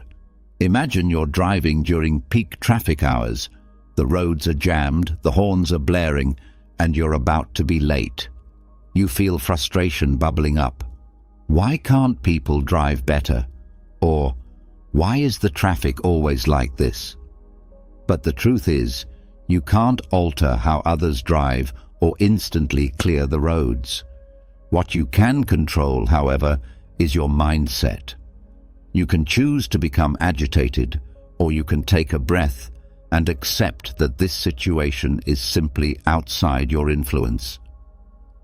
Though it might seem straightforward, the act of letting go of control can radically transform your daily experience. Think of a mother who constantly worries about her child's academic performance. She wants the best and fears failure. But no matter how deeply she cares, she cannot take the exams for her child. Or picture an employee frustrated with their boss's decisions. No matter how much they disagree, they can't force their boss to think differently. Much of our emotional distress arises from pinning high hopes on things we can't control. When those expectations go unmet, disappointment and resentment naturally follow. I once knew a young entrepreneur who poured his soul into developing a new tech product. His vision was ambitious. He wanted to revolutionize an entire industry. But when he finally launched the product, the market response was lukewarm at best. He was crushed. He blamed the customers for failing to grasp its brilliance and suspected rivals were sabotaging him. This mindset kept him trapped in bitterness. During a conversation, I encouraged him to shift focus. Instead of brooding over what others weren't doing, What could he do differently? Slowly, he began to refine his approach, adjusted the product, and embraced the slow, often humbling journey of growth. By focusing only on what was within his control, he found new clarity, regained his creative spark, and eventually surpassed his earlier goals. This is the essence of Stoicism in practice, recognizing when you're placing energy into the unchangeable and choosing instead to focus on what you can influence. In moments of stress, ask yourself, is this within my control? Am I improving the situation by reacting this way, or am I making it worse? These aren't just philosophical questions, they're practical tools for emotional clarity. Letting go of control doesn't mean you give up or resign yourself to passivity. It means directing your energy wisely toward your thoughts, your emotions, and your actions. Imagine rowing a small boat down a river. You can't stop the current, but you can learn to steer with precision, adjusting to the flow and moving forward with ease. A valuable Stoic practice for this mindset is premeditatio malorum, the premeditation of adversity. Each morning, spend a moment imagining potential setbacks, a delayed train, a cancelled meeting, a friend letting you down. By anticipating these possibilities, you make peace with them before they even occur. When they do, you'll find yourself far more prepared to accept them calmly. Letting go of control isn't a weakness. It's an extraordinary act of strength. It's a form of freedom. When you stop clinging to what you can't hold, you create space for peace, creativity, and inner power. Begin with small steps. Resist the urge to argue someone into agreeing with you. Stop replaying the past. Stop grasping for guarantees in life. Life is like a river, always flowing, often unpredictable.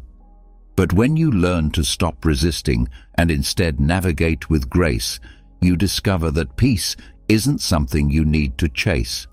It's something you create, moment by moment, choice by choice. When people don't act the way we expect them to, it's easy to feel upset or disappointed. But have you ever paused to wonder why we even expect perfection from others or the world around us? According to Stoic philosophy, this expectation of perfection is not only unrealistic, but also a major source of emotional suffering. The idea that everything should go according to our standards is an illusion, and by recognizing this, we begin to free ourselves from the negative emotions that arise when reality doesn't meet our demands. Reflect on your experiences. Have you ever been let down because a coworker didn't do their part, causing setbacks in your own work? Or maybe you felt hurt when someone close to you didn't keep a promise or said something unkind. These situations are not rare, yet we often react with the assumption that people should be flawless. But is that a fair expectation? The Stoic philosopher Epictetus teaches that it's not the events themselves that disturb us, but rather our judgments about those events. Our anger and frustration don't come from what people do, but from how we choose to view their actions. The world is naturally messy, unpredictable, and flawed. It was never meant to function according to our preferences. Trying to mold it to our will only leads to suffering. Let's consider a specific case. Imagine you spent days preparing for a vital presentation. You gave it your all, but right before it began, the colleague in charge of the supporting materials made some critical mistakes or left out important content. The initial reaction might be overwhelming frustration. You might think, how could they be so careless after all my effort? But from a Stoic viewpoint, this reaction doesn't serve you. The mistake has already happened, and blaming someone else only increases your distress. A more empowering response would be to ask, "What can I do right now to make the best of this situation?"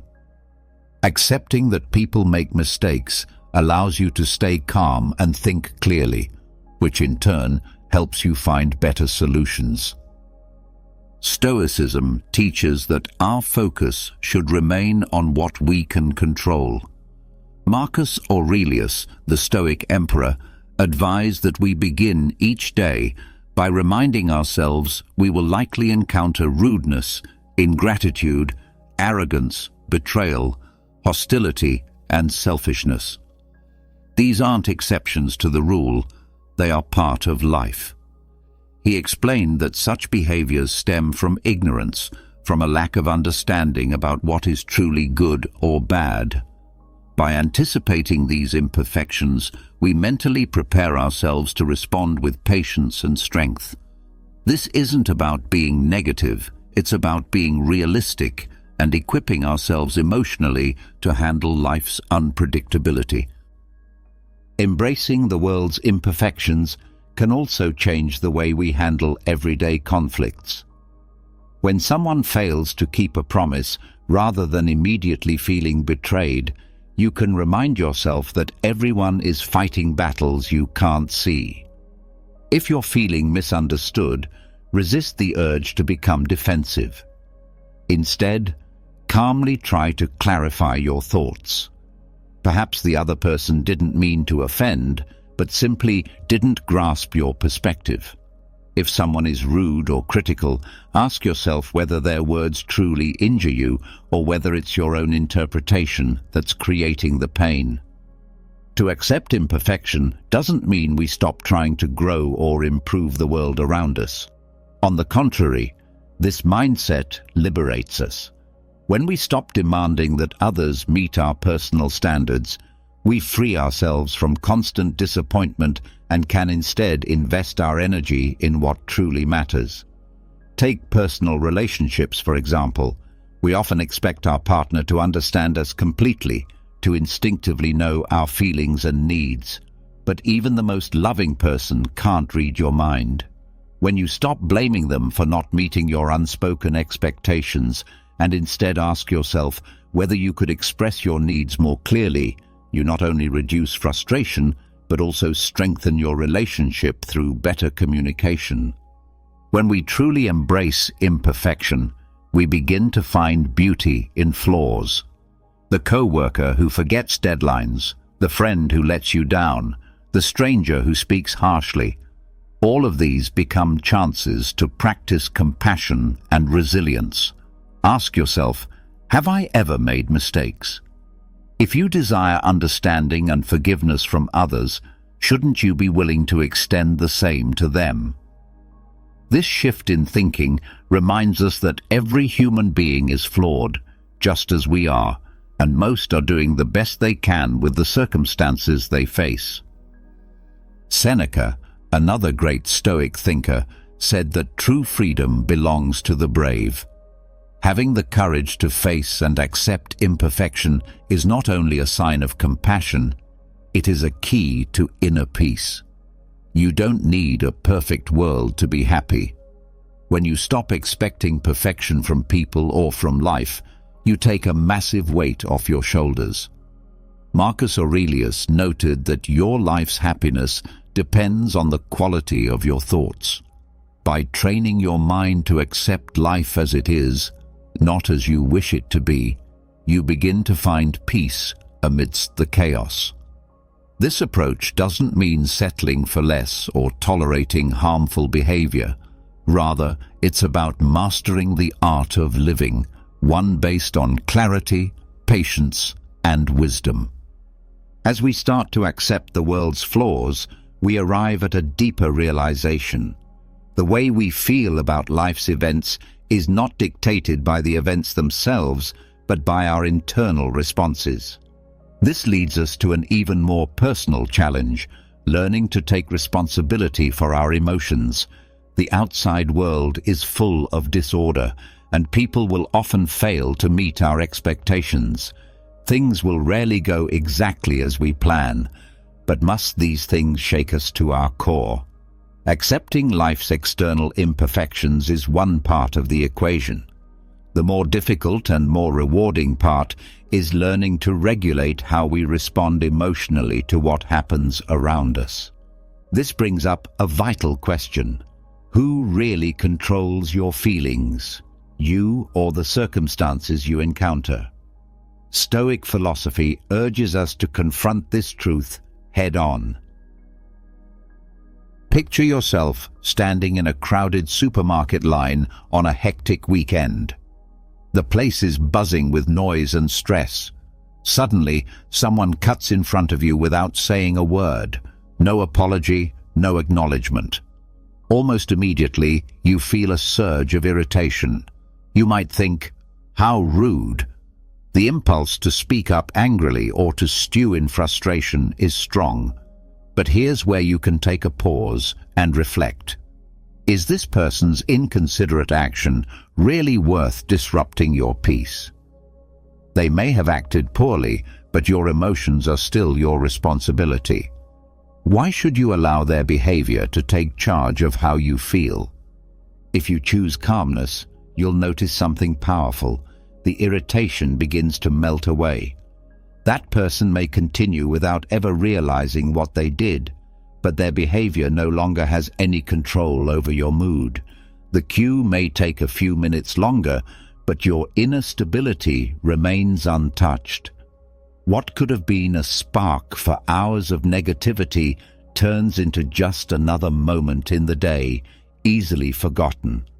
Every day, we unknowingly give others control over our emotions. A harsh comment, a dismissive look, or a forgotten favor can make us feel hurt or angry. But why do we give other people such power over our emotional state? Marcus Aurelius, emperor and philosopher, reminded us that we have complete control over our minds, even if we can't control outside events. In that control lies our strength. His insight reveals a timeless truth. While you can't determine how others behave, you always have the power to choose how you respond. Think back to a time when you were unjustly criticized, maybe at work or by someone close to you. The natural reaction might have been anger, maybe even a desire to defend yourself. But imagine if, in that moment, you had reminded yourself that your value doesn't depend on one person's opinion, and that your peace of mind is not up for negotiation. That would change everything. How can we begin to develop this level of emotional mastery? The answer lies in simple but powerful practices. Start by learning to harness the power of the pause. When something upsets you, resist the immediate impulse to react. Instead, ask yourself a few key questions. Am I overreacting? Or, is this moment really worth disturbing my peace? This brief pause, though seemingly small, creates a vital gap between the trigger and your response. In that space, you gain the ability to make a conscious choice, to choose calm over chaos, wisdom over impulse. Another deeply effective approach, one rooted in ancient Stoic tradition, is to keep a daily journal of your emotions. Each evening, take a few quiet moments to reflect. Ask yourself, what stirred my emotions today? What situations challenged my inner balance? How did I respond, and could I have chosen a wiser response? This daily practice is more than just writing. It's a mirror into your emotional life. Over time, it reveals patterns, moments where you consistently lose your composure, and gives you the clarity and discipline to change your reactions. Slowly but surely, this builds a resilient mindset. Owning your emotions is the cornerstone of a more peaceful life. The truth is, no one can truly make you angry or upset unless you give them that power. The Stoic emperor Marcus Aurelius captured this timeless wisdom when he wrote, "If you are distressed by anything external, the pain is not due to the thing itself, but to your estimate of it, and this you have the power to revoke at any moment. These words are not just theory, they are a call to action. They remind us that emotions, while powerful, are our possession. They are not the result of what someone else says or does, but of how we interpret and internalize the situation. Your peace of mind is your responsibility.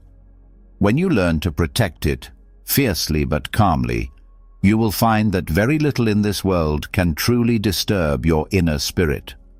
So ask yourself, does this way of thinking resonate with you?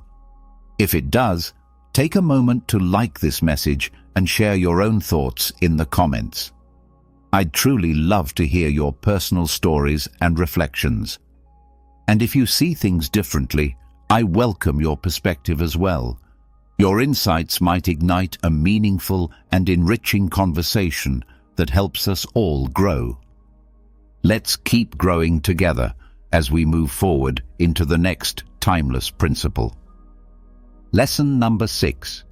Practice non-reaction. In life, unexpected moments often catch us by surprise. A colleague might publicly criticize you during a meeting, leaving you stunned and embarrassed. A stranger may rudely cut in front of you in a line you've been patiently standing in. Or someone might throw a sharp and careless remark your way, leaving you feeling offended or even angry. These types of encounters, though they may seem small, can easily shake your mood and stir up feelings of resentment and frustration. But is there a better way to handle such moments?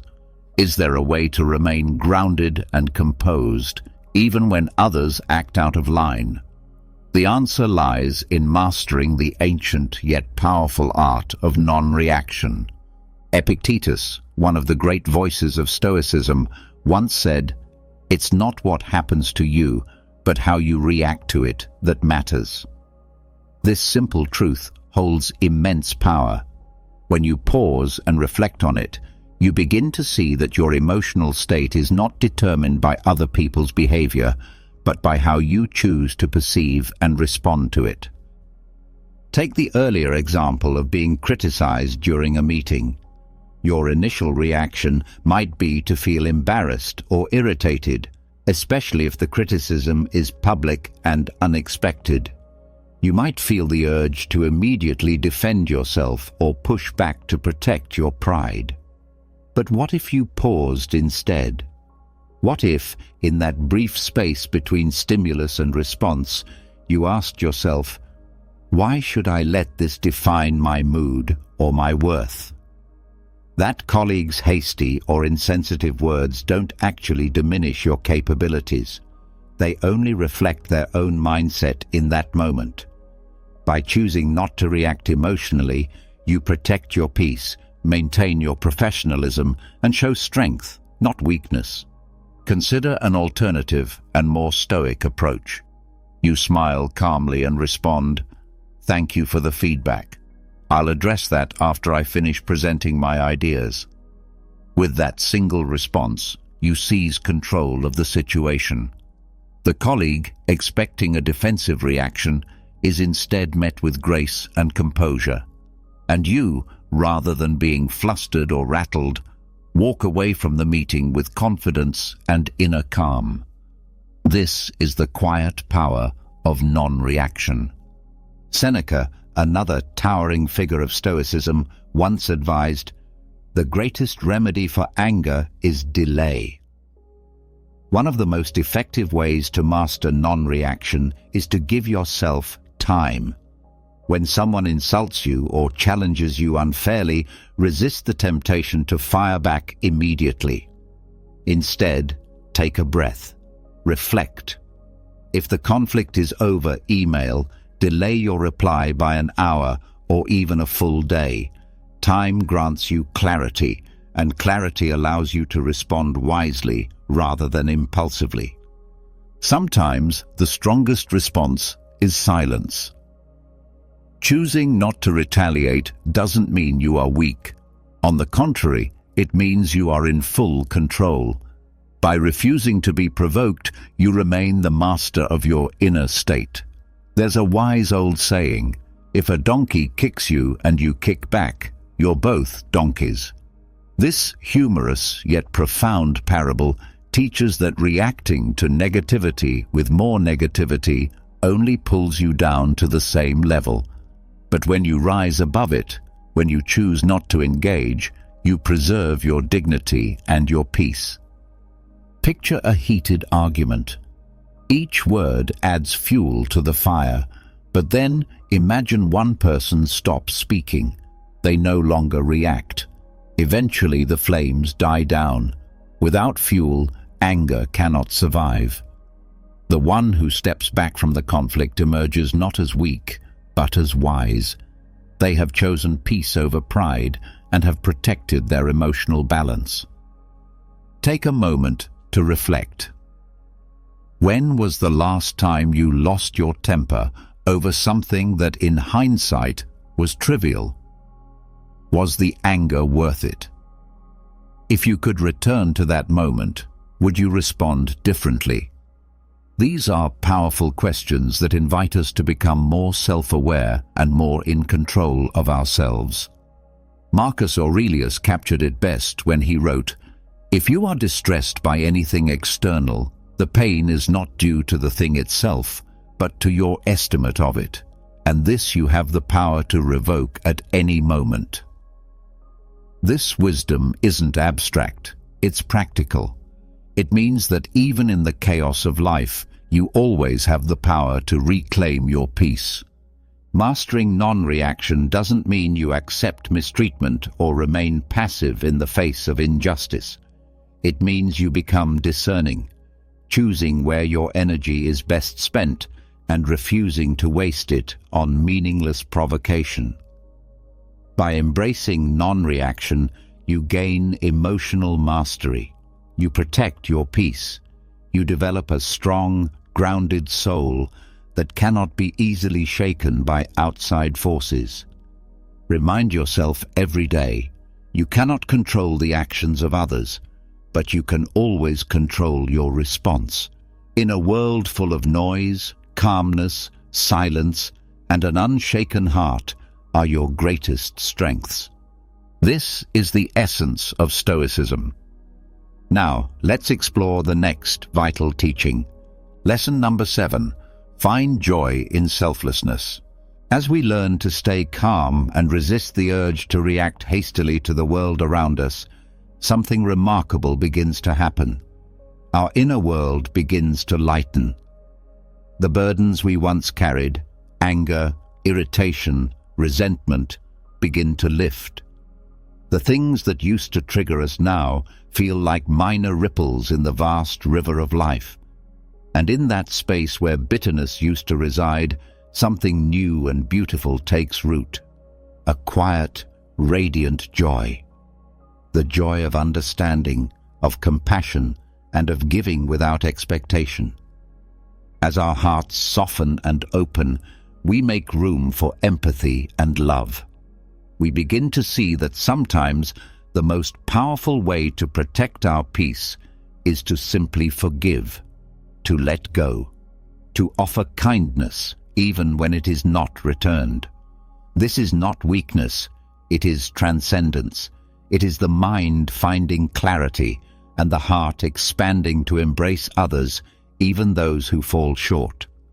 Marcus Aurelius beautifully reminds us in his writings that when we wake in the morning, we should take a moment to reflect on the privilege of being alive, to think, to experience joy, and to love. These are gifts that each new day provides. These simple yet profound words serve as a gentle reminder of the blessings life offers us. Every morning is an opportunity to love, to help others, and to live with a heart that is more open and receptive than it was the day before. Through the lens of Marcus Aurelius, forgiveness is not something distant or difficult to attain. It is simply an awareness that helping others brings joy, not just to them, but also to ourselves. I recall a story about a friend who worked in a highly stressful environment where he was frequently criticized, sometimes unfairly, by his colleagues. Instead of responding with anger or frustration, he chose to pause and reflect. He asked himself, "Are they going through something that I don't know about?" One day, he learned that a colleague who had been particularly critical was facing severe financial struggles. This revelation changed his entire perspective. Rather than retaliating, he chose to remain silent, to listen, and even offered help when he could. Over time, this approach not only improved their relationship, but also created a more positive and less tense atmosphere in the workplace. The same principle can be applied to our family lives. Minor disagreements in families often have the potential to escalate into major arguments. Imagine having a relative who constantly criticizes you, no matter what you do. Their words might hurt deeply, but it's important to remember that their criticism often comes from their own insecurities or struggles, rather than from a genuine desire to hurt you. When you understand this, it becomes much easier to disarm your own anger. Choosing forgiveness doesn't mean you accept wrongdoing. It means you choose not to let it dictate how you feel or control your emotional state. Anger frequently arises from our expectations of others. We expect people to behave according to our standards, but life is inherently imperfect. Everyone carries unseen burdens, and recognizing this fact allows us to let go of our expectations. Once these expectations fade, there is no longer a reason for anger to take root. The beauty of forgiveness is that it not only helps us move beyond anger, but also brings a deep sense of joy and relief. Reflect for a moment. Can you recall a time when you helped someone without expecting anything in return? How did it feel? It was likely a peaceful, fulfilling experience, one that brought a sense of purpose and joy that surpassed any material reward. Epictetus once wisely stated, "No man is free who is not master of himself." Practicing forgiveness is not only about giving to others, it is about reclaiming control over our own emotions. It is a form of spiritual freedom, a state of peace that cannot be bought with material wealth. Modern research supports this idea. People who regularly engage in acts of kindness and selflessness report higher levels of happiness. The teachings of Stoicism, which have endured for millennia, understood this truth deeply. Forgiveness is not merely a moral virtue, it is a path to a fuller, more meaningful life. Take a moment to ask yourself, can I see this situation from the other person's perspective? What might be driving their behavior? These questions, when practiced regularly, can help ease discomfort and foster understanding. When was the last time you helped someone without expecting anything in return? How did it make you feel? Reflecting on such moments can guide you toward practicing forgiveness daily. It doesn't have to be a complicated or difficult process. Sometimes, it's as simple as showing patience with someone's carelessness or refraining from trying to control things that are beyond your power. Instead of clinging to anger, focus on bettering yourself. When you extend kindness to someone, be grateful for the opportunity to do so and let go of any resentment. Seneca, in his timeless wisdom, beautifully said, "Wherever there is a human being, there is an opportunity for kindness. Wherever life places us, we have the chance to offer compassion. Choose forgiveness, not just for others, but also for yourself." Through giving and understanding, we build a better world for both ourselves and those around us. Forgiveness is not just an action. It is the key to living freely and peacefully. In conclusion, we have explored 7 methods for maintaining inner peace and remaining unaffected by the anger or annoyance caused by others. These principles are not merely philosophical musings. They are practical tools that guide us toward true inner freedom. By embracing acceptance, we learn to align with life itself.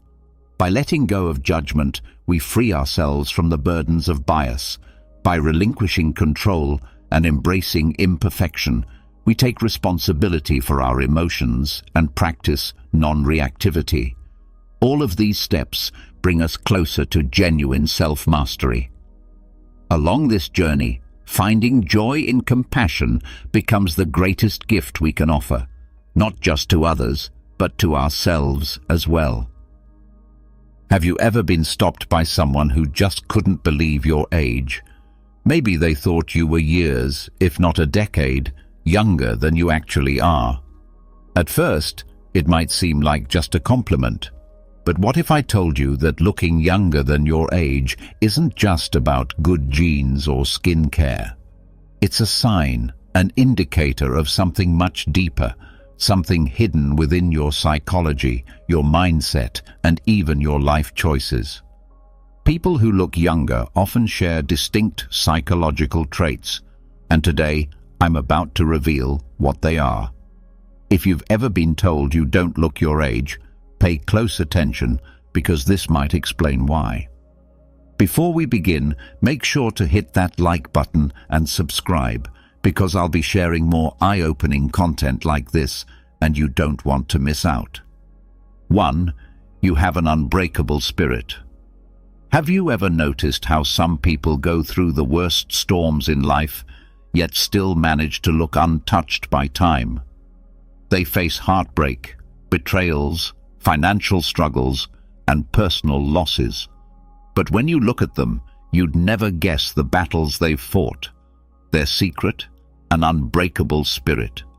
Your mind controls your body more than you think. The weight of stress, anxiety, and emotional burdens doesn't just exist in your thoughts. It carves itself into your skin, your posture, and even the way you carry yourself. People who seem to defy aging are not just lucky. They have learned how to master their emotions instead of letting their emotions master them. They understand one of life's most brutal truths. Stress is a silent killer, and it doesn't just take away your peace, it takes away your youth. Look at those who age prematurely. More often than not, they are people who have allowed stress to consume them. They dwell on their failures, hold on to grudges, and live in a constant state of worry. This mental state forces the body into survival mode, increasing cortisol levels, the stress hormone responsible for wrinkles, dull skin, and overall exhaustion. It doesn't just make you look older, it makes you feel older too. But then there are those who refuse to let stress dictate their lives. No matter what happens, they get back up. They take the blows, but they don't let the bruises remain. They have this deep-rooted resilience, a kind of mental toughness that keeps them from drowning in negativity. And guess what? Their faces reflect that strength. Their skin remains vibrant, their eyes stay full of life, and their presence radiates energy. If you've ever been told that you look younger than your age, ask yourself, are you someone who keeps moving forward despite hardships? Do you laugh in the face of adversity instead of letting it break you? If so, you may have cracked the ultimate secret to agelessness, not just in appearance, but in spirit.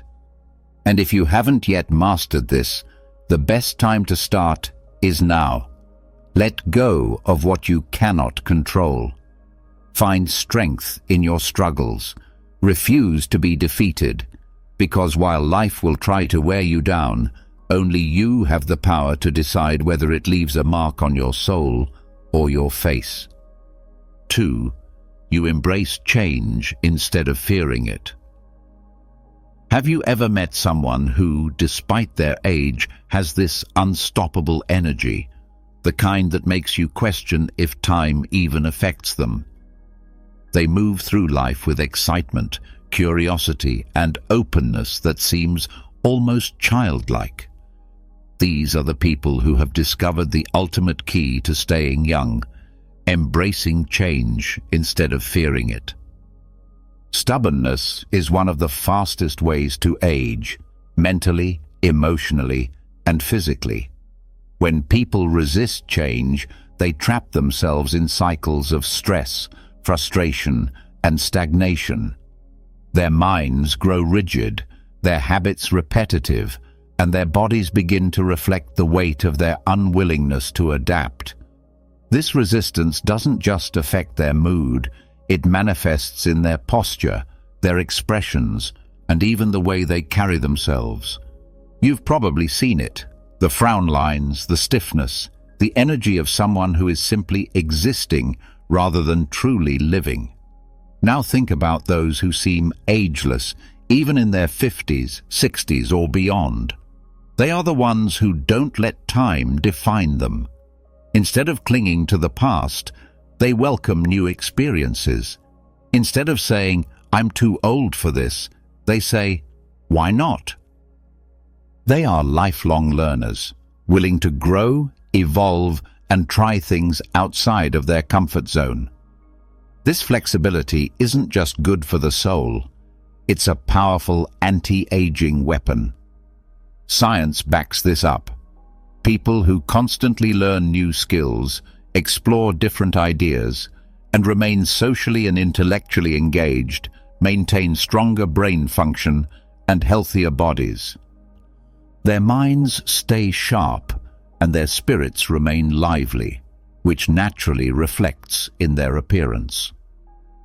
There's a certain glow to someone who embraces life with open arms. Their faces don't carry the heaviness of regret or the stiffness of resistance. Instead, they radiate a youthful energy that is undeniable. So if you ever wonder why some people look much older than they are, while others seem to defy time, look at their attitude toward change. Those who resist it age faster, both inside and out. But those who flow with life, who see every twist and turn as an adventure, remain youthful not just in looks, but in spirit. The truth is, aging isn't just about the passing of years. It's about how you respond to the changes that come with them. If you refuse to evolve, you will feel old long before your time. But if you embrace the unknown, stay curious, and never let yourself grow mentally stiff, you will carry an energy that makes people wonder, what's your secret?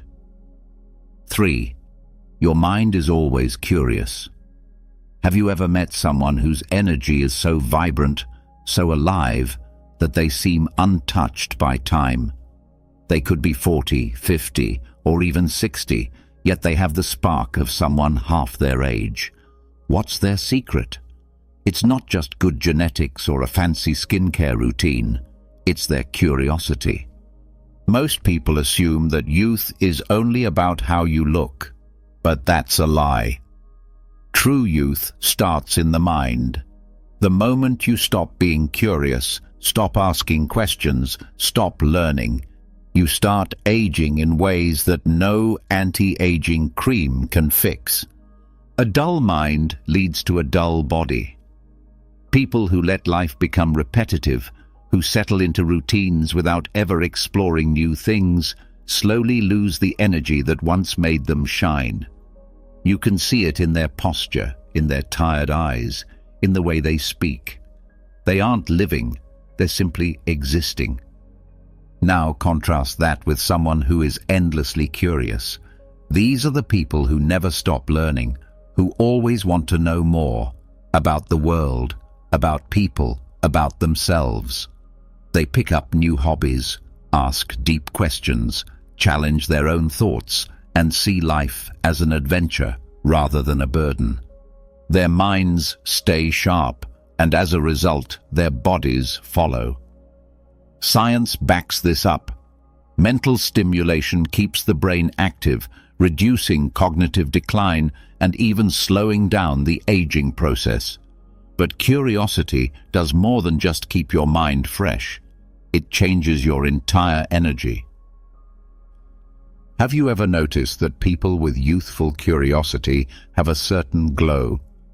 Their eyes are brighter, their expressions are more animated, and they carry an aura of excitement. They don't see life as something that's slipping away. They see it as something to keep discovering. And that mentality alone reflects in their physical appearance. So if people often tell you that you look younger than your age, take a moment to think. Are you someone who is always curious? Do you find joy in learning new things? Do you challenge yourself to grow instead of just going through the motions? If the answer is yes, then you've unlocked one of the most powerful secrets to staying young. Because the truth is, youth isn't just about the years you've lived. It's about the fire in your mind. Keep that fire alive, and time will never truly catch up with you. 4. You express your emotions freely. Have you ever noticed how some people carry the weight of the world on their faces? Their eyes seem tired, their expressions hardened, and their presence feels heavy, as if life itself has worn them down. Now compare them to those who look younger than their age. Their faces are lighter, their eyes brighter, and there's a softness in the way they carry themselves. What's the difference? Emotional expression. Emotions are not meant to be locked away. When you suppress your feelings, whether it's sadness, anger, frustration, or even joy, you create an inner tension that your body absorbs. It builds up like poison, increasing stress levels, tightening your muscles, and manifesting as deep lines on your face. Years of unexpressed emotions don't just weigh down your mind, they physically alter your appearance. Think about someone who holds in their emotions all the time. They keep a straight face, never allowing themselves to fully laugh, cry, or speak their truth. Over time, this emotional suppression takes a toll. Stress hormones like cortisol rise, accelerating aging by damaging skin elasticity, draining energy, and even weakening the immune system. These are the people who look older than they are, not because of genetics, but because of the emotional weight they refuse to release. Now look at those who age gracefully, who look younger than their years. What do they have in common? They allow themselves to feel. When they're happy, they don't hold back their laughter.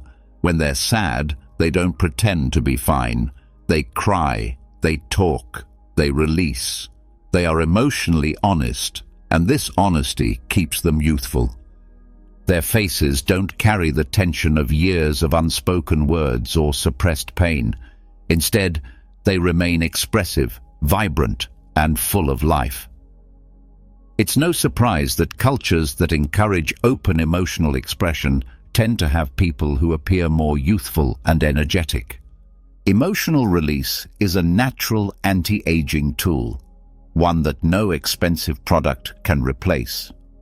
Studies show that people who openly express emotions tend to have lower levels of stress and better overall health, both physically and mentally. So, if you've ever been told that you look younger than your age, it might not just be because of good skincare or genetics. It could be because you don't let emotions rot inside you. You speak, you laugh, you cry, and you release. And in doing so, you free yourself not just mentally but physically.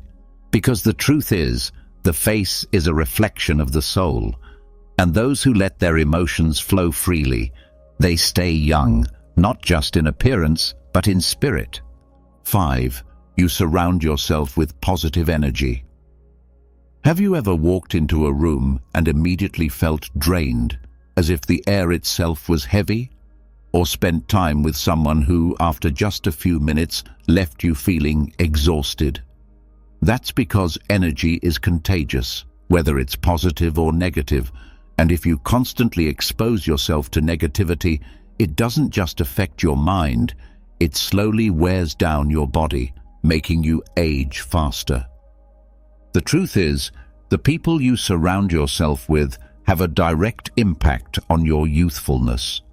If you're constantly around individuals who complain, criticize, or drain your energy with their pessimism, it physically takes a toll on you. Stress levels rise, your body tenses up, and over time you start carrying that negativity in your posture, your face, and even your health. You see it in people who seem far older than their actual age.